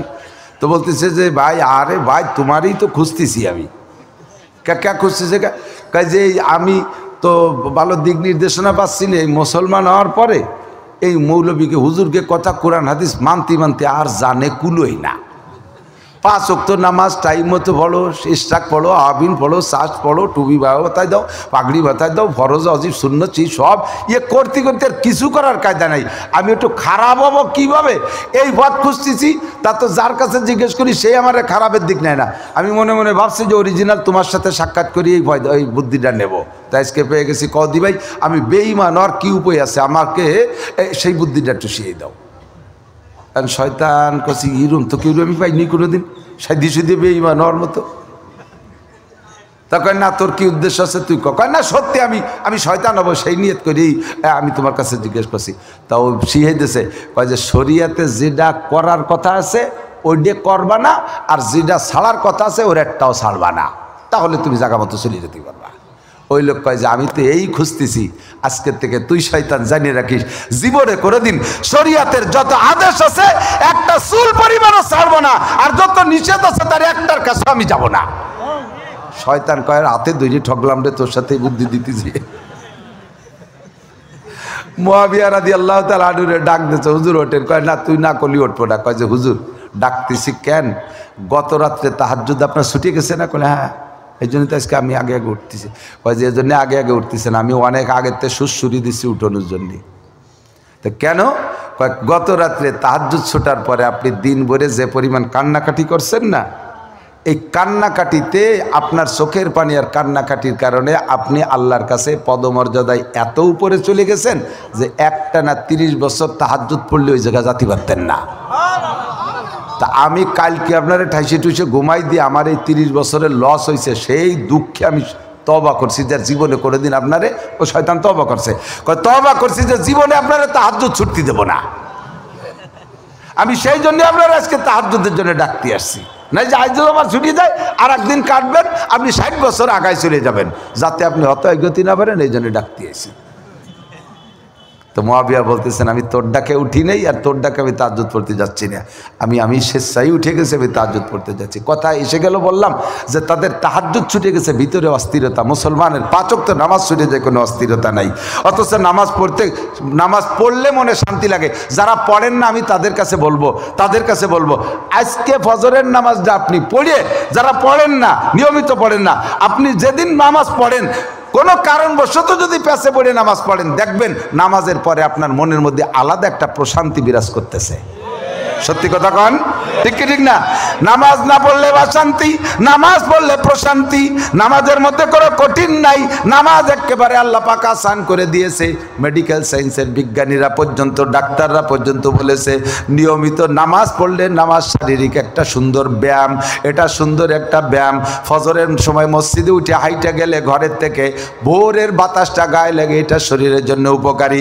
নিয়মিত যদি তুমি রেগুলার, দূরে তো থাকে তোমার মসজিদ, বাড়ি থেকে মসজিদে যে 5 ওয়াক্ত নামাজ হেঁটে হেঁটে গিয়ে পড়ো, তাহলে বুড়ো কালে তোমার যাইয়া ডায়াবেটিসের জন্য 5 মাইল ফজরের সময় উঠে হাঁটা লাগবে না। ওই 5 ওয়াক্তের নামাজের হাঁটাই তোমার ডায়াবেটিস কন্ট্রোল করে দেবে, তোমার সব রোগকে কন্ট্রোল করবে। শরীয়তের বিধানের আমলের মধ্যে শান্তি, আমল ছেড়ে দেওয়ার ভিতরে অশান্তি। কথা বলেন ঠিক কি ঠিক না? লা ইউকাল্লিফুল্লাহু নাফসান, এবার নামাজ পড়তে ওযু লাগে, নামাজ পড়তে কঠিন, শীত, বুড়ো মানুষ, রোগ বেড়ে যাবে ওযু করলে। এখন এমন ভাবে বলছি, আল্লাহ পাক বলেন নামাজের কাছে, আল্লাহ পাক বলেন, নবী পাক বলেন আত-তুহুরু মিফতাহুস সালাহ, আত-তুহুরু মিফতাহুস সালাহ। আল্লাহ কোরআনে কারিমের মধ্যে বলেন নাপাক অবস্থায় তুমি নামাজের কাছে যেও না, পবিত্রতা হলো নামাজের চাবি। বিনা অপবিত্র অবস্থায় নামাজ পড়া যাবে না। এখন পবিত্রতা অর্জন করতে লাগবে ওযু। কয় হুজুর আমার তো জ্বর হয়েছে, বুড়ো মানুষ, এত বড় শীতের মধ্যে ওযু করব কি কইরা? আল্লাহ তো কইছে শক্তির বাহিরে কোনো ইবাদত নাই, এই যে ওযু বানানো তো আমার শক্তির বাহিরে হয়ে যাচ্ছে। আল্লাহ কয় মাওলানা নাসির যা বলুক, হুজুররা যা বলুক আর না বলুক, তোমার জন্য এই ভাঙ্গা ব্রিজের পাশে বিকল্প সড়ক আছে। যদি তুমি অসুস্থ হও আর যদি তুমি পানি না পাও, ফাতায়াম্মামু সাইয়্যিদান তাইয়্যিবা, একদলা পাক মাটি নিয়া তুমি তায়াম্মুম করে নামাজ পড়ো, ওই নামাজ আর দ্বিতীয়বার পড়ে দেওয়া লাগবে না। ব্যবস্থা আছে না নাই? কথা বল। ওয়াইন কুনতুম মারিদান আও আলা সাফার, কি বলা হয় যদি তুমি অসুস্থ হও আর পানি না পাও, আলাম তাজিদু মান ফাতায়াম্মামু সাইয়্যিদান তাইয়্যিবা, পানি না পাও আর অসুস্থ হও, তাহলে পাক মাটি দিয়ে তায়াম্মুম করে নামাজ পড়ো, তোমার ওযু বানানো লাগবে না। ভাঙ্গা ব্রিজের পাশে বিকল্প সড়ক রেখেছি। লা ইউকাল্লিফুল্লাহু নাফসান ইল্লা উসাহা, শক্তির বাহিরে কোনো হুকুম আল্লাহ চাপাই দেয় নাই। যে ব্যক্তি রমজান পাবা, ফামান শাহিদা মিনকুম শাহরা ফালইয়াসুম, যারা রমজান মাস পাইবা তারা রোজা রাখবা। রাখার নিয়ত আছে ইনশাআল্লাহ। রমজান পাইলে রোজা রাখবেন কারা কারা? আল্লাহকে হাত দেখান, বলেন আল্লাহুম্মা বারিক লানা ফি রজবা ওয়া শাবান ওয়া বাল্লিগনা রমাদান। আল্লাহ রজব শাবানের বরকত আমাদেরকে নসিব করো, বলেন না আমিন। অবাল্লিগনা রমাদান, রমজান মাসে পৌঁছাই দিও। এবার আল্লাহ পাক বলেন ফামান শাহিদা মিনকুম শাহরা ফালইয়াসুম, যারা রমজান মাস পাইবা তারা অবশ্যই রোজা রাখবা। এ যুবক, 16, 18, 20, 22, 25 বছরের তাগলা তাগলা যুবক, রমজান মাসে স্বাস্থ্য ঠিক রাখার জন্য তুমি রমজানে রোজা রাখো না, দুনিয়ার সব কাম করে বেড়াও। আবার কিছু কিছু আছে গাদ্দার যুবক, তারা মানুষের সামনে সিগারেট ওপেনে খায়, আছে না নাই? কথা বলেন। রোজাদারের সামনে বসে প্লেট ভরে খানা খায়। আল্লাহ রসুল বলেন, আল্লাহ পাক বলেন, যেই ব্যক্তি সুস্থ শরীরে বাড়ি থাইকা রমজানের রোজাটা রাইখা পেট ভরে খাইয়া রক্ত সঞ্চার করলো দেহের ভিতরে, ওই রমজানের খাদ্যের কারণে যদি 1 ফোঁটা রক্ত বডিতে তৈরি হয়, ওই 1 ফোঁটা রক্ত আর শুয়োরের রক্তর মধ্যে কোনো পার্থক্য নাই। তোর দেহের মধ্যে নাপাক রক্ত তৈরি হয়েছে, নাপাক রক্ত দেহে থাকা অবস্থায় জান্নাতে যাইতে পারবা না। এই নাপাক রক্তকে অপারেশন করার জন্য তোমাকে জাহান্নাম কাটা লাগবে, আগুনের মধ্যে পুড়িয়ে সেখান থেকে পাক হইয়া তারপরে হাজার হাজার কোটি কোটি বছর পরে তুমি জান্নাতে যাইবা কলেমার বদৌলতে। এই রমজান মাসে খায়া শরীরের মধ্যে কেন নাপাক রক্ত তৈরি করেছো? ও দোস্ত, তাহলে বোঝা যায় রমজানের রোজা ছেড়ে দেওয়ার কোনো উপায় নাই। এখন আপনি বলেন আল্লাহ আমি তো সফরে আইছি, চিটাগাং সেহরিও পাই না, ইফতারও পাই না, আমি কিভাবে রোজা রাখবো? আমি বাড়ি আছি কিন্তু এমন অসুস্থ, আল্লাহ রোজা রাখলে আমার জীবন নিয়ে টানাটানি। আল্লাহ কায় মৌলানা নাসির যত শক্তভাবে বলুক না কেন তোমার জন্যে এই ভাঙ্গা ব্রিজের পাশে বিকল্প সড়ক আছে। ওয়াইন কুনতুম মারিদান আও আলা সাফারিন ফাইদ্দাতুম মিন আইয়ামিন উখার, যদি তুমি অসুস্থ হও অথবা সফরে থাকো, অসুস্থ হও বা সফরে থাকো, তাহলে তোমার রোজা এখন রাখা লাগবে না, তোমার সামনে ভাঙ্গা ব্রিজ বিকল্প সড়ক, রমজান চলে যাওয়ার পরে সুস্থ হইলে সেই সময় বাড়ি যেয়ে রোজা রাখবা। লা ইউকাল্লিফুল্লাহু নাফসান ইল্লা উসাহা, আল্লাহ পাক শরীয়তের কোন বিধান শক্তির বাহিরে চাপায় দেয় নাই। বলেন দাড়ি রাখতে কষ্ট না কাটতে কষ্ট? কথা কয় না, রাখতে কাটতে কষ্ট, কাটতে রাখছি তো রাখা হয়ে গেছে, রাখছি তো রাখা হয়ে গেছে, এর মধ্যে কোনো ওজন আছে নাকি? টের ভাই না। আগে ছোটবেলায় যখন দাড়ি হয় নাই, আমার এক ছাত্র ভাই ছিল আবুল হাসান, এইরকম ময়ূর পেকের মতো দমসা দাড়ি, আমার মনে হতো যেন 2-300 ওজন ওর মধ্যে। আমি আবুল হাসান এত দাড়ি তুই কি খারাপটাই নেই, ওজন বারবার মনে হয় না। কয় যে কবে হলো আর কোন জায়গায় হয়ে রয়েছে তাই তো টের পাই না, পরে নিজের আর পরে বুঝি। আর দাড়ি রাখা কাটার ভিতরে কষ্ট, রাখার ভিতরে শান্তি, রাখলে কোনো কষ্ট নাই, ঠিক না? এরপরে রাখার ভিতরে সৌন্দর্য, কাটার মধ্যে অসৌন্দর্য। রাখার ভিতরে মজা, স্বাদ, আরাম। দেখেন এই যে আদ্যে দেখেন নিজের দাড়িতে কোনো সময় আদ্যে দেখছেন ফোম পঞ্চ পঞ্চ ভাব, ঠিক না? এই দাড়ি যদি কের কোনো জায়গায় ছোঁয়া লাগে সেও খুশি হবে, কার কোন জায়গায় ছোঁয়া লাগবে তা করছি না। এ যদি কের সাথে ছোঁয়া দেন সেও নরম নরম খুশি হবে, ঠিক না? আর দাড়ি কাটার পরে একদিন পরে একটুক একটুক আগা বেরি হয়, ওই মুখ দিয়ে জারে ডলা দেবেন সিরিজ কাগজের মতো চামড়া ঝুলিয়ে যাবে, চিল্লি উঠবে। কারে দেবেন তাও করছি না। এই একদিন আগের চাষা দাঁড়িয়ে মুখ দিয়ে জারে ডলা দেবেন সেই ব্যথা পাবে, আর এই দাড়িতে যে জায়গা ছোঁয়া দেবেন সেই খুশি হবে। কথা কন ঠিক কি ঠিক না? আর রাখছি তো রাখা হয়ে গেছে, কোনো কষ্ট নেই। কাটার সময় কি কষ্ট? যত বড় ধারালু অস্ত্র দিয়ে কাটেন না কেন ব্যথা একটু করবেই করবে। আর যদি সেলুনি পয়সা দেওয়ার অভ্যাস কম হয়, শেষরামি ওরে যে সেলুনালাকে টাকা দেন না, তাহলে আপনারে দাড়ি জীবনে কোনোদিন নতুন ব্লেড দিয়ে কাটিয়ে দেবে না। দাড়ি চাস্তিছে খরাত খরাত খরাত করে, কি দাড়ি চাচ্ছি না ছাগলের চামড়া চুলি, কথা কই না টাকা দেওয়ানে 10 টাকা আবার নতুন ব্লেড। ওরে যে ব্লেড দিয়ে দাড়ি চাস্তিছে, এর আগে 5 জনের দাড়ি কাটিয়ে 6-7 জনের বগল সাফ করছে। সে ব্লেডের মধ্যে বগলিয়ে গন্ধ, ব্লেডে আল কাটা হয়ে গেছে, তাই তোর মুখ চাচ্ছে, মুখ লাল হয়ে গেছে। দাড়ি কাটতে কষ্ট, আবার কাটার ভিতরে কত বড় গুনাহ। মুখে যদি 1000 দাড়ি হয়, একটা দাড়ি কাটলে আপনার একটা কবিরা গুনাহ। 1000 দাড়ি কাটছেন 1000 কবিরা গুনাহ, একটা কবিরা গুনায় 7000 বছর জাহান্নাম। মুখে যদি 1000 দাড়ি থাকে, 1000 আছে না কয় হাজার আছে কোনোদিন তো গুনিয়ে রাখি নাই, সবার তো আর 100 কাম 1 সমান না। যদি 1000 দাড়ি হয় তাহলে 1000, 2000 হলে 2000, 5000 দাড়ি হলে 5000 কবিরা গুনাহ। এই 5000 কবিরা গুনার একটা গুনায় 7000 বছর জাহান্নাম। 30, 40, 50 টাকা দিয়ে আপনি জাহান্নাম কামাই করলেন, আর বিনা পয়সায় দাড়ি রেখে দেবেন। কি সুন্দর, কষ্টও নাই, আরাম, দেখতেও সুন্দর। পুরুষের শোভা দাড়ির ভিতরে, নারীদের শোভা চুলের মধ্যে, ঠিক না? নারীরা লম্বা চুল রাখলে দেখতে ভালো লাগে, আর পুরুষের মুখে লম্বা দাড়ি হলে দেখতে ভালো লাগে, ঠিক না? এদিক থেকে। আর বিশেষ করে বুড়ো হয়ে গেলি দাড়ি চন পাক ধরে, তারপরে তে কাটা ঠিকঠাক। কাটা তো কোনো সময়ই ঠিক না, এর দ্বারা আবার বুঝতেছে যে মানে আগে কাটা ঠিক, তাই করছি রেখে আল্লাহ যা কোনো সময় কাটা হারাম। বাকি বৃদ্ধকালে যে দেখেন মানুষের গালে গোস্ত কমিয়ে এসে গালটা ভেঙে যায়, স্বাস্থ্য খারাপ হয়ে যায়, এই সময় যদি দাড়ি দুড়ি চাইছি এক করে বসে থাকে কি বিশ্রী দেখা যায়। আমার এক ছাত্র ছিল মফিজ, মোল্লারহাট বাড়ি, উদয়পুর মাদ্রাসায় পড়ায়। ও এসে কয় হুজুর আমাকে বাড়ি ওই 7 পাড় বলতল, গোপালগঞ্জের পূব এলাকা, হিন্দু এলাকা, ওই এলাকায় খুব কাঠমিস্ত্রি। তো ওই এলাকার 2 যুবক ছেলে কাঠমিস্ত্রি হিন্দু, ওরা আমাকে বাড়ি কাঠের কাজ করে। তা আমার আব্বা নগদ হজেরতে আসছে, ওর বাপের চেহারাও সুন্দর ফর্সা, লম্বা দাড়ি, মেহেদি লাগাইছে। আর ফর্সা চেহারার পর মেহেদি লাগাইলে দাড়িতে চেহারাটা আরও উজ্জ্বল হয় না।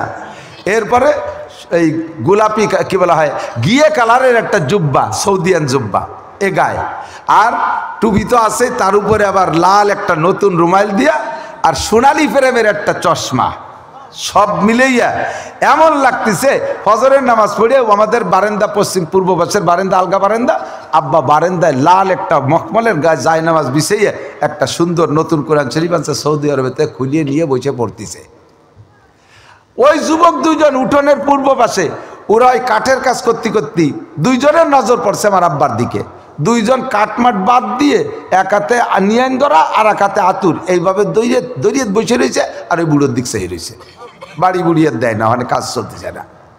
তো কয় যে আমি যে কয় কি হেরেছি, আতুর আর নিয়ান ধরে বসে রয়েছে, কাজ তো করিস না, কোন দিক সে রয়েছিস? তোরা কয় যে দাদা কি কব, কলি গায়ে পড়ে, উপরে সেপ ফেলালি নিজের মুহি পড়ে, না কইও পারতেছি না। তোমার আব্বার চেহারায় আমাকে ওই দিক চোখ নেছে, তার চোখ ফিরেতে পারতেছে, কেমন লাগতেছে দিকে, তা তার ভাষায় ব্যক্ত করতে পারি না। মানুষ বুড়ো হলে, মুসলমান বুড়ো হয় আর চেহারা বাড়ে, আর আমাকে গুলো যত বুড়ো হয় তত সুলাকুত্তর মতো দেখা যায়। যত বুড়ো হয় তত সুলাকুত্তর মতো দেখা যায়। বুড়ো মানুষ দাড়ি কাটিয়া চার দোকানে তে মাথা হয়ে বসে বুসুম দিয়ে সুলাকুত্তর মতো। কথা বল, দাড়ি রাখবেন, দেখতে সুন্দর হবে। আপনি বুড়ো গেলে কি জন্য দাড়ি কাটেন? আর একটা বিয়ের নেশা আছে, চাকরির আশা আছে। আপনার ইয়াং কবে এক বুড়ো এরকম কাপড়া হয়ে গেছে, বুড়ো হইয়া সেলুনি দিয়ে যে দাড়ি দুড়ি চাইছে, মাথায় চুলি কালিমা হাসছে, কলপ করতেছে, 70-75 হবে বয়স। পরিচিত, আমি বললাম যে চাচা কি চুল তো পাই সব সাদা, তা কালিমা আছেন? কয়েকটা শ্বশুর বাড়ি যাবো, শ্বশুর বাড়ি যাতে ইয়াং হওয়া লাগবে। তুমি শ্বশুর বাড়ি যাবে কালী মাহাইয়ে ইয়াং হবা? তুমি 60 বছর আগে বিয়ে হচ্ছে, ওই এলাকার মানুষ জানে না। আর 60 বছর আগে জামাই 60 বছর পরে ইয়াং তাই না বুড়ো হয়, অবিটারা জানে। হ্যাঁ, খাফরা হয়ে গেছে, কুকড়া হয়ে গেছো, এখন তুমি কালী মাহাও, দাঁড়িয়ে চাচ্ছ আবার। দাড়ি পুরুষের শুভা সৌন্দর্য, রাখলে নবীর সুন্নাত, 100 শহীদের সওয়াব, 100 শহীদের সওয়াব। দাড়িবিহীন মুসলমান পুরুষ, দাড়িবিহীন মুসলমান পুরুষ কিয়ামতে নবী পাকের কাছে সুপারিশ পাবা না। ও দোস্ত, নবী পাকের সুপারিশ ছাড়া একজন মানুষও জান্নাতে যাইতে পারবে না। দাড়িবিহীন মুসলমান পুরুষ নবী পাকের সুপারিশ পাইবা না, নবীর সুপারিশ ছাড়া জান্নাতে যাইতে পারবা না। কাজে আজকে থেকে প্রতিজ্ঞা করা উচিত, আমি আর জীবনে কোনোদিন দাড়িতে খুর লাগাবো না। বুড়ো হলে দাড়ি রাখবো, বুড়ো হবা কি হবে না তার মধ্যে গ্যারান্টি কি আছে? নবী পাক বলেন তামুতুনা কামা তাহয়াউন ওয়া তুহশারুনা কামা তামুতুন। আরে তোমার জীবন যাপন হবে যেমন, মরণ হবে তোমার তেমন। আর মরণ হবে যেই চেহারায়, হাসরের মাঠে উঠবা তুমি সেই চেহারায়, হাসরের মাঠে উঠবা তুমি সেই চেহারায়, দাড়ি কাটা অবস্থায় উঠবা। কারুন, হামান, ফিরাউন, সাদ্দাদ, উবাই বিন কলব, আবু জাহেল, আবুল হাব, উতবা, সাইবা, ওয়ালিদ ইবনে মুগীরা, এই সমস্ত Netanyahu, Joe Biden, Donald Trump, এই সমস্ত কাফের মুশরিক ইহুদ নাসারাদের মতো তোমার চেহারা কানা, তুমি ওই নিয়ে জাহান্নামে যাইবা। মহিলারা যারা বব কাটিং, চুল কাটে না, পুরুষের মতো ভাব দেয়, এই মহিলাগুলো পুরুষদের মতো, তারা ওই কাফের মুশরিকদের সাথে বেঈমান জাহান্নামে যাবে। স্বামীতে দাড়ি রাখে না, স্ত্রীতে দাড়ি রাখতে বলে, এরকম বহু পরিবার আছে। কিন্তু মহিলারা কেন যে কয় তা তো আপনি জানেন না। পুরুষের শোভা দাড়ির ভিতরে। মহিলাটা দিনদার কয়, স্বামীরে বলতেছে আপনি একটু দাড়ি রাখলে ভালো লাগে, দাড়ি রাখলে ভালো, বারবার জ্ঞানের জ্ঞানরে। আর মহিলা কয় যে দেখো, এই দাড়ি আমার ব্যাপার, দাড়িটা আমার ব্যক্তিগত পার্স, আমার ব্যক্তিত্বের উপরে আঘাত করবা না, আমার ব্যক্তিত্বের উপরে ব্যক্তিগত বিষয় নিয়ে কখনো নাক গালাবা না। ধমক, স্বামীতে যদি বউরে এই করে ধমক দেয় তার কে কথা? তাই উনি রাগটাক করে টেরে চলে গেছে অফিসে। মহিলা করছে কি, মাথায় সাবান নিয়ে, রিজারের টাই নিয়ে আয়নার সামনে যাইয়ে পুরো মাথা চাইছিয়ে শস্য তেল মাহায় নেড়া হইয়ে সাধু চাইছি বই চলেছে। বিকেল বেলা স্বামী অফিসেতে আইসে দেয় যে বাড়ি একটা উর বসা, বউরে চিনতে কে কাজে, হ্যাঁ তা তো চিনবা না, এই তো আমি তো ডলির মাতো, তাতে মাথার কি অবস্থা? কয়টা ব্যক্তিগত জিনিস নিয়ে নাক গালাবা না। মাথা আমার ব্যক্তিগত জিনিস, চুল আমার, এ চুল তোমার, আমি কাটিয়ে নেড়া হয়ে থাকবো, ডেলি চাষবো একবার, ডেলি একবার চাষবো, মাথা পেটে চুলই বানাবো না। কয় যে তওবা আল্লাহ আস্তাগফিরুল্লাহ, জীবনে দাড়ি কাটবার, তুমি চুল কাটাকে। আরে পুরুষে দাড়ি কাটলে যত খারাপ দেওয়া যায়, মহিলারা মাথা চাইছে বলি তার চেয়ে কয়েকশো গুণ বেশি বেকায়দা না? কি মহা বেকায়দা! এমন ভোর বেলায় বললি দাঁড়িয়ে রাখা সম্ভব? আরে ফালায় ভোর বেলায় পড়ে দাঁড়িয়ে রাখবো কেন? আমার নবী বলেছেন দাঁড়িয়ে রাখা ওয়াজিব। পাঁচশো সারে বাবা ফুল্লুহা, মোস্তে ছোট করো, দাঁড়িয়ে বড় করো। কথা কন, দাড়ির পরিমাণটা একটু শুনে নেবার এদিক তাকান। আমাদের দেশে বহুত কালারের দাড়ি দেখা যায়। সুন্নতে সৌদি, সুন্নতে সৌদি, সুন্নতে ইহুদি। দেখেন ওই যে ওই পশ্চিমেরা দাঁড়িয়ে রাখে। এই ইউক্রেনের প্রেসিডেন্ট জেলেনস্কি দাঁড়িয়েছে, একটু একটু খাইজুনি খাইজুনি, বগল এসছে দাড়ি ছোট, বগল ভালোই বড়। ওলামা ইকরামের কাছে শুনে দেখেন, মুরব্বী প্রবীণ আলেমরা বসা। চার মাযহাবের চার ইমামের অনেক মাসালা নিয়ে মতানৈক্য আছে। ইমামে আবু হানিফা বলে নামাজে একবার কানে হাত দিতে হবে। শাফি মালিকি মাযহাবে কয় বারবার কানে রফে আদায় করতে হবে। ইমামে আবু হানিফা বলেন তাহতা সূরা সানা বানতে হবে নাভির নিচে, পুরুষরা আর মহিলারা বুকের উপরে। আর অন্যান্য মাযহাবে আছে বুকের উপরে নারী পুরুষ সবাই সানা বানবে। আমাদের মাযহাব ইমামের পিছনে মুসল্লিরা সূরা ফাতিহা পড়বে না। আর মালিকি শাফি মাযহাবে আছে ইমামের পিছনে মুসল্লিরা সূরা ফাতিহা পড়তে হবে। আমাদের মাযহাবে পুরুষরা পা দাঁড়ানোর সময় দুই পায়ের মাঝখানে 4 আঙ্গুলের বেশি চাপাবে না, সর্বনিম্ন 4 আঙ্গুল। আর সর্বোচ্চ আধা হাতের বেশি পাও ফাঁক করবে না পুরুষরা দাঁড়ানোর সময়। মহিলারা দাঁড়ানোর সময় দুইটা পা একেবারে মিশাইয়া রানকে চাপা করে দাঁড়াবে। এইটা হলো মহিলাদের মাসালা। এইরকম পার্থক্য অনেক মাসালায় আছে, কিন্তু চার মাযহাবের চাইরে ইমাম দাড়ির ব্যাপারে একমত। এক মুঠের আগে দাড়িরে দাড়ি কয় না। এক মুঠের আগে যদি কেউ দাড়ি সাইটা কাইটে ফেলে, সাইসে ফেলানোর চাইতে ছাটা বড় গুনাহ, সাইসে ফেলানোর চাইতে ছাটা বড় গুনাহ। একেবারে পুরো শেভ করে ফেলবেন, তাতে যে লোকটা শেভ করে ওই লোকটা জীবনেও বলবে না যে শেভ করা সুন্নাত, বলবে?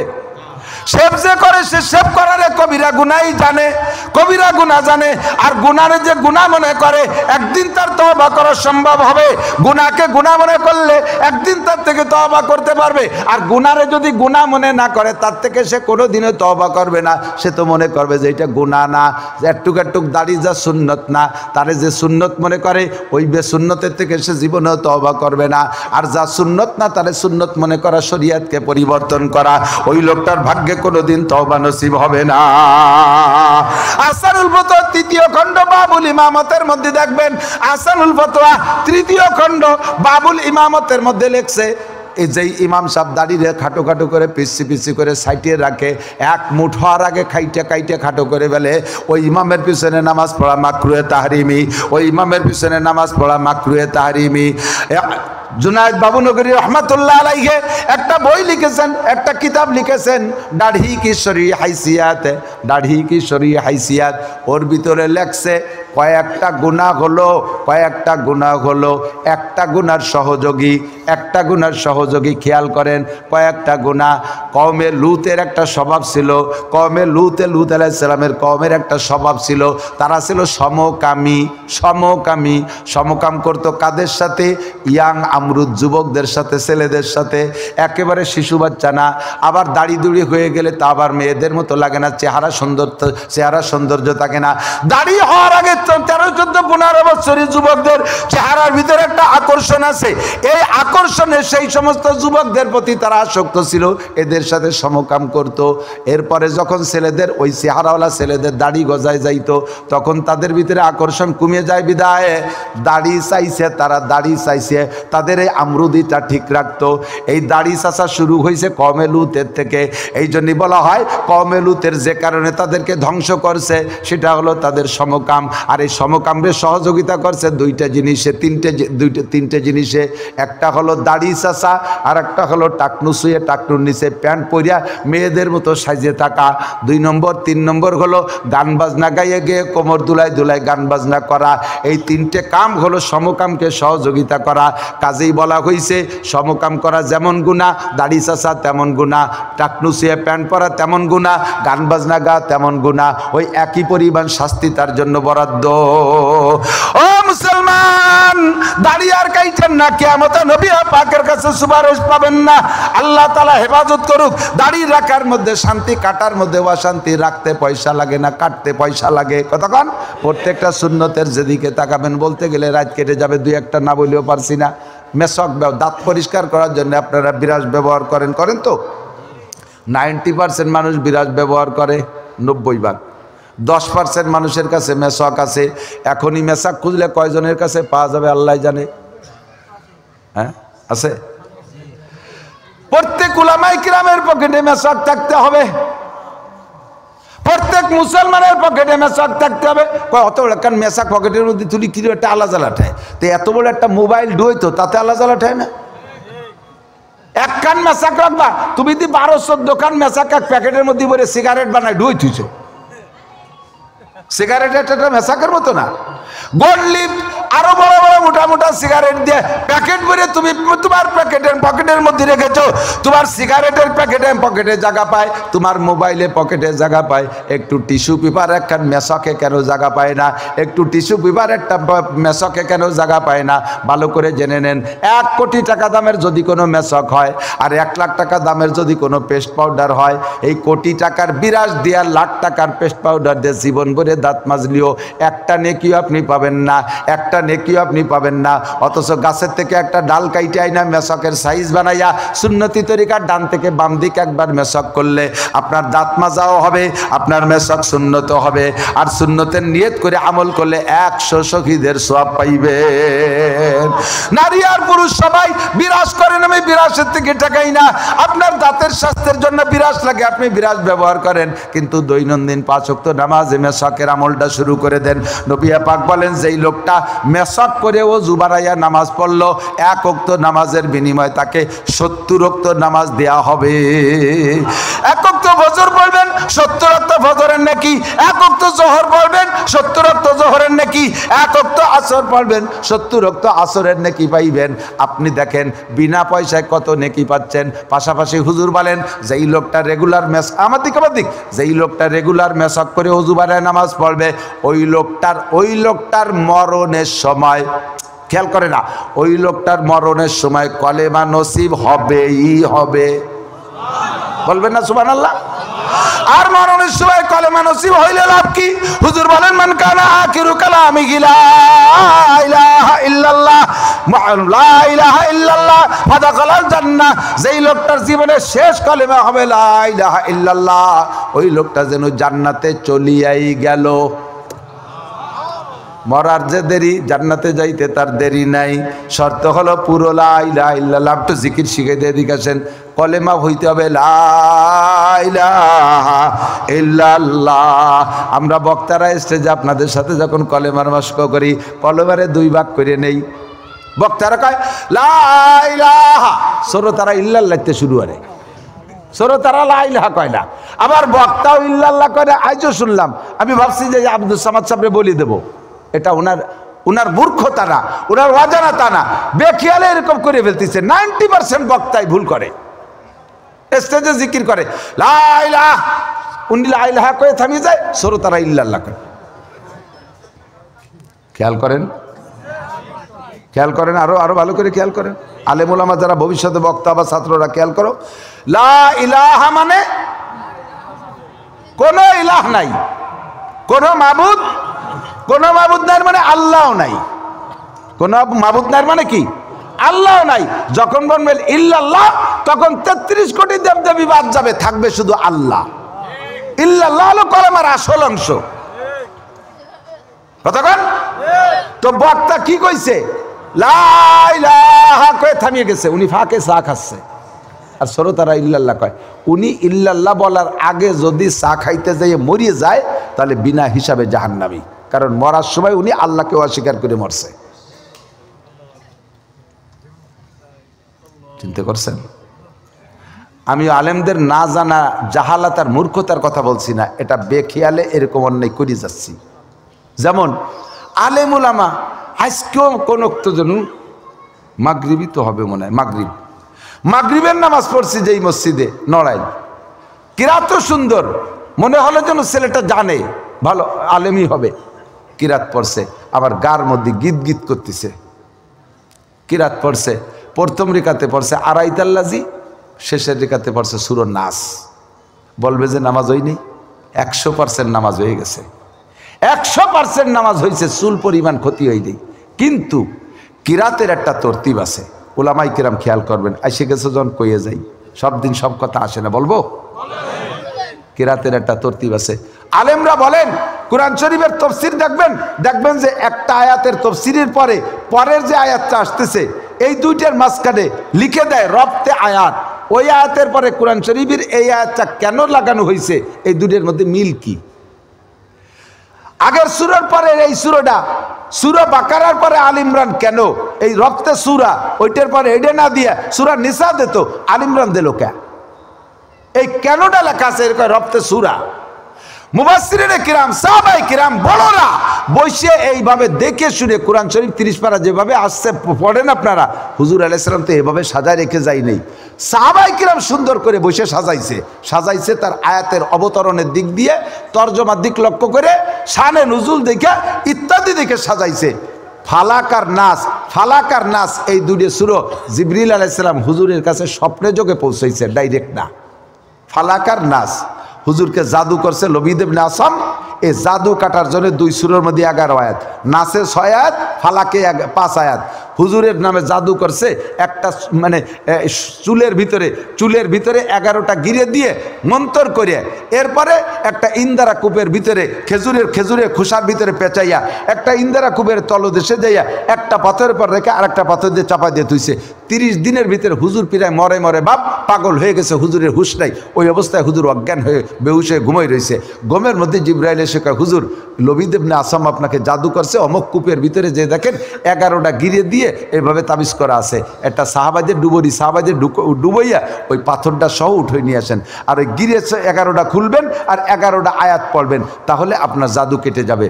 ডুবই যে দেয় যে সত্যি তাই, উঠে নিয়ে 11 গিরে খুলতে 11টা আয়াত পড়ছে। এর জন্য তাফসীরের ভিতরে লেখে, জাদু টুনা, মানুষের জাদু, জিনের জাদু, সমস্ত জাদুকে ধ্বংস করার জন্য ফালাক আর নাসের চাইতে বড় কোনো তদবির নেই।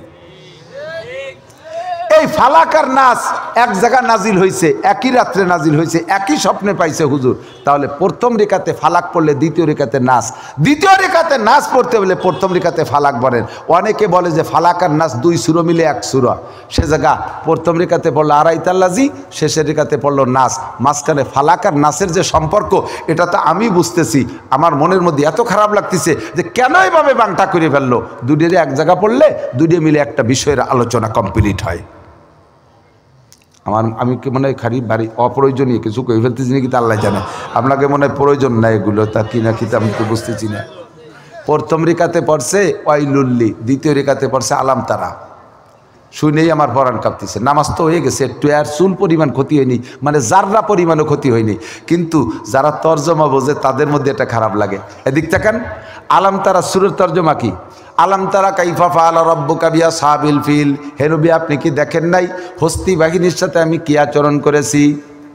আলাম তারা কাইফা ফাআলা রাব্বুকা বিআসহাবিল ফিল আলাম ইয়াজাল কাইদাহুম ফি তাদলিল। তারা যে পরিকল্পনা নিয়ে আসছে সব আমি ধুলায় মিশিয়ে দিয়েছি। আব্রাহা বাচ্চা কাবা ভাঙ্গার জন্য আসছিল হাতি বাহিনী নিয়ে, আমি তাদেরকে ধুলায় মিশিয়ে দিয়েছি। আলাম নাজাল কাইদাহুম ফি তাদলিল ওয়া আরসালা আলাইহিম তায়রান আবাবিল। তাদের ধ্বংস করার সিস্টেমটা ছিল উড়ন্ত পাখির পা মুখের ভিতরে আর পায়ের ভিতরে আল্লাহ 3-3টে করে বোমা দিয়ে দেশে, সরিষার মতো বোমা। এই বোমা অ্যাটমিক শক্তি, এই বোমা মারে হাতিগুলোকে আর তার বাহিনীকে ধ্বংস করে দেশে। ফাজআলাহুম কাসফিম মাকুল। খাওয়া ধান ফসল গরুতে পাড়ায় পাড়ায় খাইয়ে যেমন মাটিতে মিশিয়ে দেয়, এরকম যেমন হয়ে যাও ওই রকম করে দিছি। এই ঘটনাটা কেন ঘটালাম? এই হাতি বাহিনী, সে সময় কিন্তু নবী দুনিয়ায় আসে নাই, সে সময় মুসলমান নাই দুনিয়ায়। কাবাগরের চাবির জিম্মাদারি ছিল কুরাইশ বংশের কাছে। কাদের কাছে? হুজুরের চাচা খাজা আব্দুল মুত্তালেবের কাছে কাবার জিম্মাদারি ছিল। এই আব্দুল মুত্তালেব আল্লাহর কাছে কইছে, আব্দুল মুত্তালেব মুশরিক, সে মূর্তি পূজারি ছিল, তবে তার আল্লাহ বিশ্বাসী ছিল। কাবাগরের কারণে আল্লাহর কাছে সবর্দ করছে, রব্বুল আলামিন তোমার ঘর তুমি হেফাজত করো, তোমার ঘর তুমি হেফাজত করো। একজন মুসলমানরা ছিল না দুনিয়ায়, নবীও তখনও নবুয়তি পেয়ে আসেন নাই। এই সময় হস্তি বাহিনীকে ধ্বংস করে দিয়েছে আল্লাহ। কেন? লি ইলাফি কুরাইশ, লি ইলাফি কুরাইশদেরকে খুশি করার জন্য। সময় তো নবীও নাই মুসলমানও নাই। আমি এই ঘটনাটা ঘটালাম কেন? কুরাইশদেরকে খুশি করার জন্য। তাহলে বোঝেন, আলাম তারা সূরার পরে তাহলে কোন সূরা সেট হয়? লি ইলাফি কুরাইশ। তর্জমায় মিল। এই আলাম তারা ঘটনাটা ঘটাইলাম আমি কুরাইশদেরকে খুশি করার জন্য। যদি কেউ প্রথম রেখাতে আলাম তারা পড়ে, এরপরে যদি কুরাইশ সূরা ইলাফি না পড়ে, মনে হয় যেন বাংটা হয়ে গেল, তর্জমার যে মিল আছে সেই মিল নষ্ট হয়ে গেছে। খানিক দূর যে আর এক সূরা পড়লে নামাজ হয়ে যাবে, কিন্তু তর্জমার দিক দিয়ে খাটো থেকে যায়, ব্যতিক্রম থেকে যায়, এই জন্যে খারাপ লাগে। আমরা যারা তর্জমা না বুঝি, কোরআন শরীফে যেভাবে সিরিয়াল দেওয়া আছে ওই সিরিয়াল অনুযায়ী পড়বেন, সিরিয়াল। তবে যারা বোঝেন তারা একটু, এবার প্রথম রেখাতে যদি ওয়াইলুল্লি পড়েন, পরের রেখাতে যদি আলাম তারা পড়েন, তাহলে আলাম তারার সাথে যে লিলাফির সম্পর্ক আছে সে লিলাফি তো পড়া হলো না। আর ফরজ নামাজে এক রেখাতে 2 সূরা পড়া মাকরু, এক রেখাতে 1 সূরা পড়বেন বা ছোট আয়াত যেটুকু জানেন সেটুকু পড়বেন, এক রেখাতে 2 সূরা পড়বেন না। তাহলে প্রথম রেখাতে ওয়াইলুল্লি পড়লে, দ্বিতীয় রেখাতে পাশে আলাম তারা পড়লি দোষ কি? নামাজ 100 ভাগ হয়ে যাবে, কিন্তু তর্জমাগত দিক দিয়ে যে একটা কম থেকে যায়, এইটা পুরোনোর জন্য আর একটা সূরা আর এক জায়গা আছে সেইটা পড়লে মিলে যায়। বলবো ওয়াইলুল লিকুল্লি হুমাজাতিল লুমাজা, যারা আত্ম অহংকার করে, বংশ মর্যাদা নিয়ে যারা অহমিকা করে, তাদের জন্য ধ্বংস। ওয়াইল মানে ধ্বংস। তাহলে এই সূরার ভিতরে ওয়াইল মানে ধ্বংস, জাহান্নাম, ওয়াইলের আলোচনা আছে। আর একটা সূরার মধ্যে ওয়াইলের আলোচনা আছে। আলাম তারা লিলাফির পরে যে দেখবেন আরাইতাল্লাযী ইউকাযযিবু বিদ্দিন ফাযালিকাল্লাযী ইয়াদুল ইয়াতীম ওয়ালা ইয়াহুদ্দু আলা তাআমিল মিসকিন। তারপরে ফাওয়াইলুল লিল মুসাল্লিন, এ জায়গা ওয়াইল আছে। ওই সূরার মধ্যে ওয়াইল আছে, এই সূরার মধ্যে ওয়াইল আছে, ওয়াইলে মিল আছে, তাই 2 রেখাতে 2 সূরা পড়ি। ওয়াদ্দুহা ওয়াল লাইলি ইযা সাজা মা ওয়াদ্দাকা রাব্বুকা ওয়া মা ক্বালা। এই সূরার ভিতরে নবী পাককে সম্বোধন করে আল্লাহ পাক বলতেছেন ওয়াদ্দুহা ওয়াল লাইলি ইযা সাজা মা ওয়াদ্দাকা। মা ওয়াদ্দাকা মানে হে নবী, ছেড়ে দেয় নাই তোমারে তোমার রব। মা ওয়াদ্দাকা রাব্বুকা ওয়া মা ক্বালা ওয়ালাল আখিরাতু খায়রুল লাকা মিনাল উলা। কা মানে তুমি। হুজুরকে সম্বোধন করে আল্লাহ অনেক কথা বলেছেন। এর পরের রেখাতে আলাম নাশরাহ লাকা পড়বেন, ওর মধ্যে নবী পাককে সম্বোধন করে কথা আছে। আলাম নাশরাহ লাকা সাদরাক, আমি কি আপনার সিনে খুলে দেই নেই? ওয়াদানা আনকা বিজরাক, আমি কি আপনার মাথা থেকে বোঝা সরাই দেই নেই? যেমন অদ্দোহার মধ্যে টার্গেট করে করে নবীকে বলেছেন, আলাম নাশরাহ লাকার মধ্যে পড়েছে। এই জন্য প্রথম রেখাতে ওয়াদ্দোহা পড়লে দ্বিতীয় রেখাতে আলাম নাশরাহ লাকা পড়বেন, যারা জানেন। কষ্ট হচ্ছে রে মনে? এবার প্রথম রেখাতে ওয়াত্তিনি পড়ছেন, ওয়াত্তিনি ওয়া যাইতুনি ওয়া তুরি সিনিন ওয়া হাযাল বালাদিল আমিন লাকাদ খালাক। না মনে হয় স্বাদ পাচ্ছেন, আমি তো টের পাচ্ছি না কি কি হচ্ছে তা আল্লাহ জানে। এই ঝামেলা আছে যে কত, আমি তো কয়ে তাই আইসে গেছে যে কইবা, কষ্ট নিয়েন না। ওয়াত্তিনি ওয়া যাইতুনি ওয়া তুরি সিনিন ওয়া হাযাল বালাদিল আমিন লাকাদ খালাকনাল ইনসানা ফি আহসানি তাকওয়িম সুম্মা রাদাদনাহু আসফালা সাফিলিন। তারপরে ইল্লাল্লাযীনা আমানু ওয়া আমিলুস সালিহাতি ওয়া তাওয়াসাউ। এই ওয়াত্তিনি সূরা তো বড়, এর বিষয়বস্তু যা একেবারে হুবহু বিষয়বস্তু। ওয়াল আসর ওয়াল আসরি ইন্নাল ইনসানা লাফি খুস ইল্লাল্লাযীনা আমানু ওয়া আমিলুস সালিহাত। আল্লাহ কয় মানুষে অত্তিনি সূরা তরজমা, আল্লাহ কয় মানুষে বানাইছে আমি সবচেয়ে সুন্দর করে। আগে 5টা কসম খাইছে, আমি এই 3-এর কসম খাই, যা তারপরে জাইতুনের কসম খাই, তারপরে তুর পাহাড়ের কসম খাই, মক্কা শহরের কসম খেয়ে বললাম আমি সবচেয়ে সুন্দর করে বানাইছি মানুষকে। ইল্লাল্লাযীনা আমানু কি বলায় সুম্মা রাদাদনাহু আসফালা সাফিলিন। এই মানুষকে আবার সবচেয়ে নিকৃষ্টতায় পৌঁছাইয়া দেব। ইল্লাল্লাযীনা আমানু ওয়া আমিলুস সালিহাত ফালাহুম আজরুন গায়রু মামনুন। শুধুমাত্র তারা বেঁচে যাবে এই বিপদ থেকে, এই বিপদ থেকে, ক্ষতির হাত থেকে তারা বাঁচবে যারা ঈমানদার আর যারা আমলদার। আর এই কথাটা আবার সূরা আসরের মধ্যে দেখেন, ওয়াল আসর, এ জায়গা আল্লাহ কসম খেয়ে কয় ওয়াল আসরি ইন্নাল ইনসানা লাফি খুসর।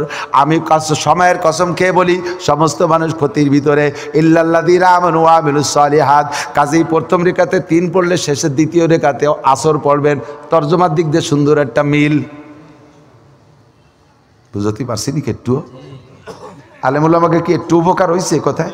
আপনারা জানেন না তা না, স্মরণ করাই দিচ্ছি দোস্ত। ব্যাপারে মনে রেনে যে আমাকে ছাত্র মনে রয়েছে, আপনারা সবাই আমারে 50 বছর পড়াতে পারে এলে বাস, আমি জানি।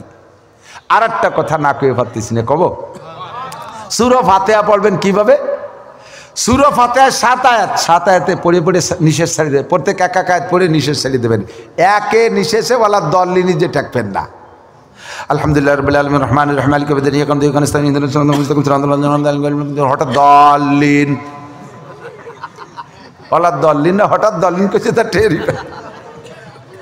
বিশেষ করে রমজান মাসে তারাবি কয় 20 রিকাত পড়তে হুজুর 15 মিনিটের মধ্যে মারিয়ে দেবেন। কি বললেন ও আমাকে শোনার দরকার নেই, বুঝে বেড়াবেন আপনি আল্লাহর কাছে। হ্যাঁ সাবধান, ইমাম সাহেবরা মুসল্লির পালাই পড়ে তুমি বোঝা ঘাড়ে নিবা না। ইমাম সাহেবরা মুসল্লিকে পালাই পড়ে বোঝা ঘাড়ে নিবা না। যত নামাজ নষ্ট হয়েছে সমস্ত নামাজ মুসল্লিদেরকে বুঝিয়ে দিতে, তারা বলবে আল্লাহ রমজান পরে 30,000 টাকা দিছি, ওই চুরাই পয়সা খাইয়ে আমাকে এই মাইটটা কেন দিয়ে গেছে। নামাজ চাই আদায় করে নেবে, কিন্তু সাবধান। সূরা ফাতিহা পড়বেন। সূরা ফাতিহা বড় কত চমৎকার। আল্লাহর কাছে দোয়া করেন, 7 আয়াতের মধ্যে 7টা দোয়া, আর প্রত্যেকটা দোয়া আল্লাহ কবুল করে করে জবাব দেয়। আপনি পড়বেন আলহামদুলিল্লাহি রাব্বিল আলামিন। তরজমা তো জানেন না, বলি আলহামদুলিল্লাহি রাব্বিল আলামিন। সমস্ত প্রশংসা আল্লাহর জন্য, যিনি সারা জগতের প্রতিপালক।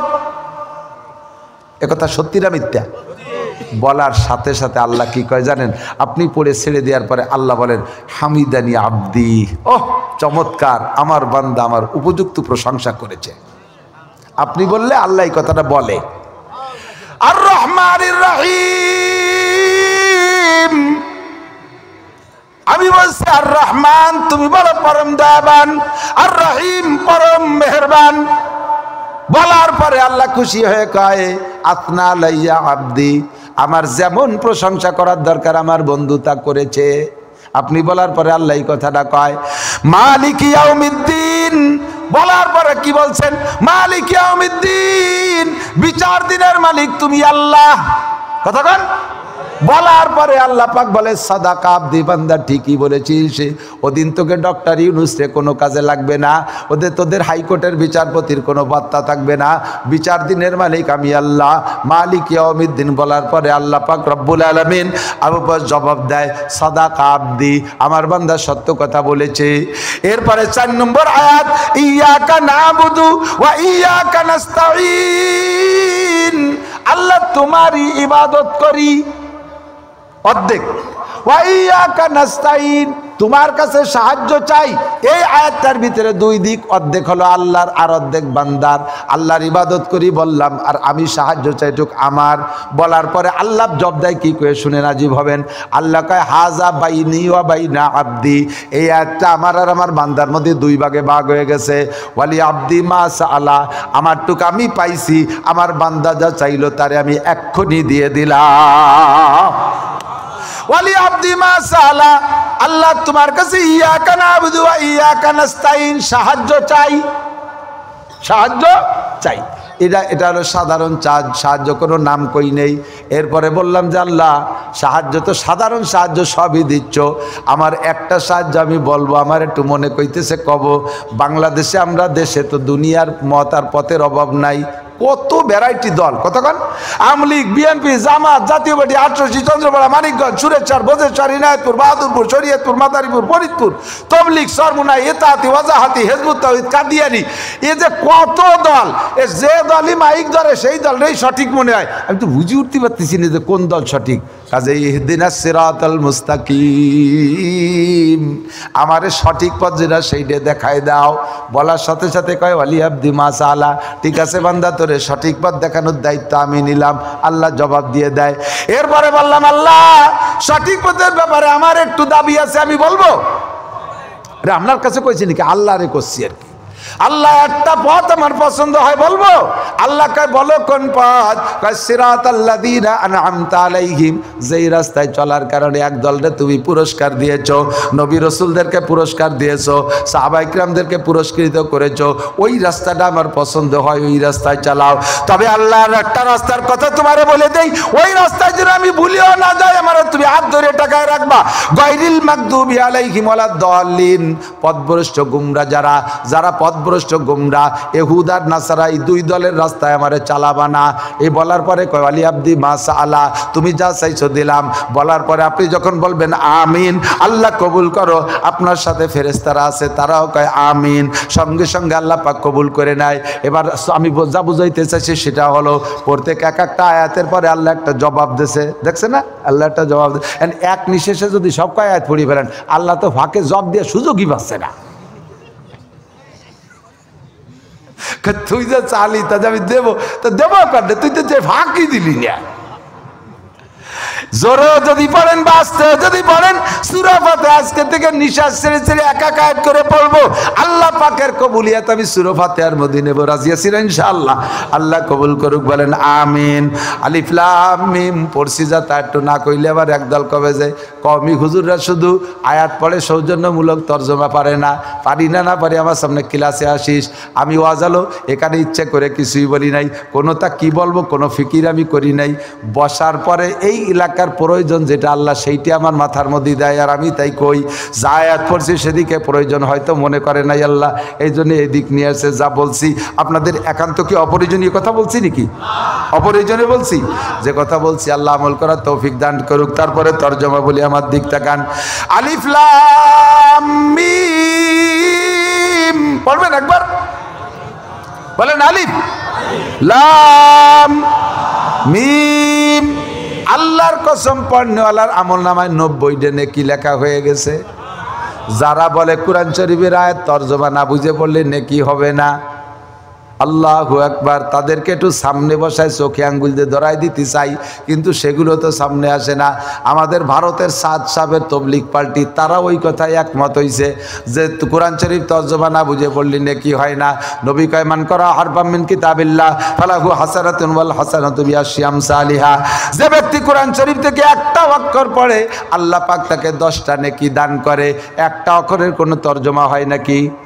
একটা অক্ষর, আলিফের কি মানে? লামের কোনো অর্থ আছে? বার কোনো অর্থ আছে? মিমের কোনো অর্থ নাই? একটা হরফের কোনো অর্থ নাই, অথচ নবী বলেন একটা হরফ পড়লে 10 নেকি। আরে আলিফ লাম মিম 3টে হরফ পড়ছেন, এক একটা হরফ লিখলে আবার 3টে হরফ হয়। একটা হরফে হেজে করে লিখতে গেলে 3 হরফ হয়। আলিফ লিখতে গেলে 3টে অক্ষর লাগে। আলিফ জবর হামজা জবর লাম জেলি ফাদুই পেশুন আলিফুন, এক আলিফ লিখতে 3 হরফ, লাম লিখতে 3 হরফ, লাম আলিফ জবর লাম মিম 2 পেশমন লামুন, লাম লিখতে 3 হরফ, মিম লিখতে 3 হরফ, মিম ইয়েজের মিম মিম 2 পেশমন মিমুন। আলিফ লাম মিম এটাকে যদি আপনি 3 হরফের নিয়ত করে পড়েন তাহলে 30 নেকি, আর যদি 9 হরফের নিয়ত করে পড়েন তাহলে 90 নেকি পাবেন। আল্লাহ কয় যালিকাল কিতাবু লা রাইবা ফি, আমার এই কিতাবের মধ্যে কোনো সন্দেহের অবকাশ নাই, কোনো সন্দেহ নাই। ওয়া ইন কুনতুম ফি রাইবিম মিম্মা নাযালনা আলা আবদিনা ফাতু বিসূরাতিম মিন মিসলিহি, আমার বান্দার পর যে কোরআন নাজিল করছে সন্দেহ হইলে একটা সূরা তুরা বানায় দেখা। জীবনও পারে নাই, কোনোদিন পারবেও। লম্বা আলোচনা বলার সময় নাই। হুদাল্লিল মুত্তাকিন, আল্লাহ কাইয়া কোরআন শুধু রমজানে তিলাওয়াতের জন্য পাঠাই নাই, আর বিপদে পড়ে গেলে মান্নত করে বিপদ থেকে উদ্ধার হওয়া সেজন্য কোরআন পাঠাই নাই। কোরআন পাঠাইছি হুদাল্লিল মুত্তাকিন, হুদাল্লিল মুত্তাকিন, মুত্তাকিনদের হিদায়াতের জন্য। যারা কোরআনকে বিশ্বাস করবে তাদের তাকওয়া আরো কোরআনে বাড়াইয়া দিবে। কন্যা সুবহানাল্লাহ। মুত্তাকিন কারা? আল্লাযীনা ইউমিনুনা বিল গায়ব, যারা আল্লাহকে না দেখে বিশ্বাস করে। আমার দিকে ওর দিক। যারা আল্লাহকে না দেখে বিশ্বাস করে, জাহান্নাম না দেখে বিশ্বাস করে, জান্নাতকে না দেখে বিশ্বাস করে, ফেরেশতা না দেখে বিশ্বাস করে, পুলসিরাত না দেখে বিশ্বাস করে, হুরগেলেমান না দেখে বিশ্বাস করে, কবর আযাব না দেখে বিশ্বাস করে, কিয়ামত হবে না দেখে বিশ্বাস করে, হাসর নাসর হবে না দেখে বিশ্বাস করে, মিজানের পাল্লা আছে না দেখে বিশ্বাস করে, এই গায়েব না গায়েবকে না দেখে যারা বিশ্বাস করে তারা হলো মুত্তাকিন। আল্লাযীনা ইউমিনুনা বিল গায়ব, আর কারা? ওয়া ইউকিমুনাস সালাত, আর 5 ওয়াক্ত নামাজ বাস্তবায়ন করে, এরা হলো মুত্তাকিন। ওয়া মিম্মা রাযাকনাহুম ইউনফিকুন, আর আমি আল্লাহ তাআলা যা তাদেরকে রিজিক দিয়েছি। আমার দিকে একটু জবাব দেন বাপ ভাইরা, আপনার যে জায়গা জমি আছে এটা আপনি কামাই করছেন না আল্লাহ দিয়েছে? কারণ কয় আমি কামাই করছি, আল্লাহ কয় তুই যদি কামাই করিস তাহলে ঠেকা আমি নিয়ে গেলাম। কারুনের গোটা সম্পদ মাটির নিচে নিয়ে গেছে, কারণ ঠেকাইতে পারে নাই। আমার জায়গা জমিটা আমার ইনকাম না, আমার যা সামান্য পরিশ্রম দেশে আমারে আল্লাহ, দেশে আমাকে আল্লাহ। আল্লাহ কয় মিম্মা রাযাকনাহুম ইউনফিকুন, আমি তোমার যে রিজিক দিয়েছি এর থেকে কিছু তুমি দিনের রাস্তায় খরচ করো, তাহলে হবা তুমি মুত্তাকিন। আর এই কোরআনে তোমারে হিদায়াত দেবে, সঠিক পথে তোমারে পৌঁছায়, জান্নাত পর্যন্ত পৌঁছাইয়া দিবে। ও ভাইরে, আল্লাহ পাক রব্বুল আলামিন আমাদের দেশে 2 প্রকার মাদ্রাসা দেশে, সরকারি মাদ্রাসা, দরকারি মাদ্রাসা। সরকারি মাদ্রাসা বিকেল 10টা, সকাল 10টা থেকে 4টে পর্যন্ত খোলা থাকে, ও জায়গা রাত্রে কেউ থাকে না। ওই এলাকার রাতের বেলা যদি কেউ মূর্তি পড়ে, আর ওই সরকারি মাদ্রাসার হুজুরকে যদি ফোন দিয়ে কয় কয়টা ছেলে মিনিয়ে আসে আমার পাশে একটু কোরআন শরীফ পড়ান, তাহলে জীবনও সম্ভব না। কয় তোমারও অসমা মূর্তি কইছে কিনা? হ্যাঁ, জানো না আমরা রাত্রি তাই নিয়ে জায়গা, তুমি মরতে সময় পেলে না, কাল 10টার পরে মরিও। আমাকে ছেলে মেয়ে আসলি সেই সময়, তাহলে কি আজরাইল চলে যাবে নাকি? আপনি এই মাদ্রাসার পাশে 10টায় মরেন আর 12টায় মরেন আর 1টায় মরেন আর 2টায় মরতে যান, আল্লাহর রহমতে বাড়ির থেকে যদি মোহতারাম সাহেবের কাছে ফোন আসে, হুজুর 4টে ছেলে পাঠায় দেন আমার আব্বার পাশে একটু কোরআন শরীফ পড়বে, রাত 2টার সময় এখানে ছাত্র পাওয়া যায়। কথা বলেন যায় কি যায় না? সারা রাত সারাদিন 24 ঘন্টা পাওয়া যায়। এটারে সরকার টাকা দেয় না, ওইটারে সরকার টাকা দেয়, ওইটা সরকারে ওটা আমার কাজে আসে না, আর এটারে সরকার টাকা দেয় না আমার দরকারে আসে, এই জন্য এর নাম রাখছি দরকারি। আরে আমলিক সরকার চলে গেছে, আমাকে কিছু দেয় নাই, এর আগে বিএনপি ছিল তারাও আমাকে কিছু দেয় নাই, বর্তমানে ইউনূস সরকার আছে সেও আমাকে কওমি মাদ্রাসায় কিছু দেবে না। আমরা ভরসা করি আল্লাহর উপরে। আপনারা জনগণ সাধারণ পাবলিক যারা আছেন, আপনাদের তৌফিক অনুযায়ী মাদ্রাসার পাশে একটু দাঁড়াইতে হবে। মানজাবিল হাসানা ফালাহু আশরু আমসালিহা, আল্লাহ পাক বলেন তুমি আমারে 1 দিবা, আমি আল্লাহ তোমারে 10 দেব, আমারে 1 দিবা আমি 10 দেব। আল্লাহর দিনের দিকে তাকাইয়া, আল্লাহর ধর্মের দিকে তাকাইয়া, ধর্মকে জীবিত রাখতে হবে এই দিক তাকাইয়া মোহাব্বতের সাথে। মাঠে তো আপনারা অনেকই দিয়েছেন, যদি কোনো বান্দা অবশেষে থাকেন আমার কাছে কিছু বলবেন, আমি মুসাফির মানুষ দোয়া করে দেবো ইনশাআল্লাহ, যে মাদ্রাসায় 2 বস্তা 5 বস্তা সিমেন্ট দেবো, এ পাশে বিল্ডিংয়ের কাজ চলবে, এখানে কাজ হবে ওখানে কাজ হবে, থাকলে একটু বলবেন দোয়া করব। 5 বস্তা সিমেন্ট, 10 বস্তা সিমেন্ট, 2 বস্তা সিমেন্ট, 1 বস্তা সিমেন্ট, যদি কেউ তাকে লেখায় দিতে পারেন একটু বলতে পারেন, দোয়া করে দেব। মাঠ কালেকশন হয়েছে নাকি? হাত কালেকশন হ্যাঁ হয়েছে। একেবারে অবশেষে আমি দোয়া করব, আমি রমজানে আল্লাহ নিলে উমরায় যাই, দোয়া করব আপনাদের জন্য, আল্লাহর জন্য আপনাকে হজ আর উমরা করার তৌফিক দান করে, বলেন আমিন। যাবেন হজে উমরায় যাবেন ইনশাআল্লাহ, যাবেন, নিয়ত আছে, আল্লাহ কবুল করুক। একান্ত হজের নিয়তে যে আল্লাহ আমার এই 100 টাকার বিনিময়ে তুমি আমার হজ উমরার টাকা জোগাড় করে দাও, এই মোহাব্বতে 100 করে টাকা যদি পকেটে থাকে, 100 না থাকলে 50, 50 না থাকলে 10-20, এটা সবার কাছে না থাকলে দিয়েন না। আব্দুল মালিক 1 বস্তা আছে, ছাত্র ভিতরে যাও, হজের নিয়তে একেবারে জাস্ট এই টাকাটা হজের নিয়তে দেবেন, হজ বুকিং, আমি দোয়া করে দেবো ইনশাল্লাহ। কেউ নড়বেন না, এখনই দোয়া হবে ইনশাআল্লাহ। ছাত্র একটু যাও, ভিতরে যাও, যাবে আপনারা বলেন যাবে হজের টাকার জন্য? ওই যে অনেকে হাত জাগাইছে, ছাত্র কই গেল নাই কে না, 20 টাকা বেটা রাস্তা এই রয়েছে আর একদিন না, আমি তোরা মাইক ধর, আমি নামতেছি। 100 টাকা আসলেও আসে কয়েন মাটি খুঁজতে।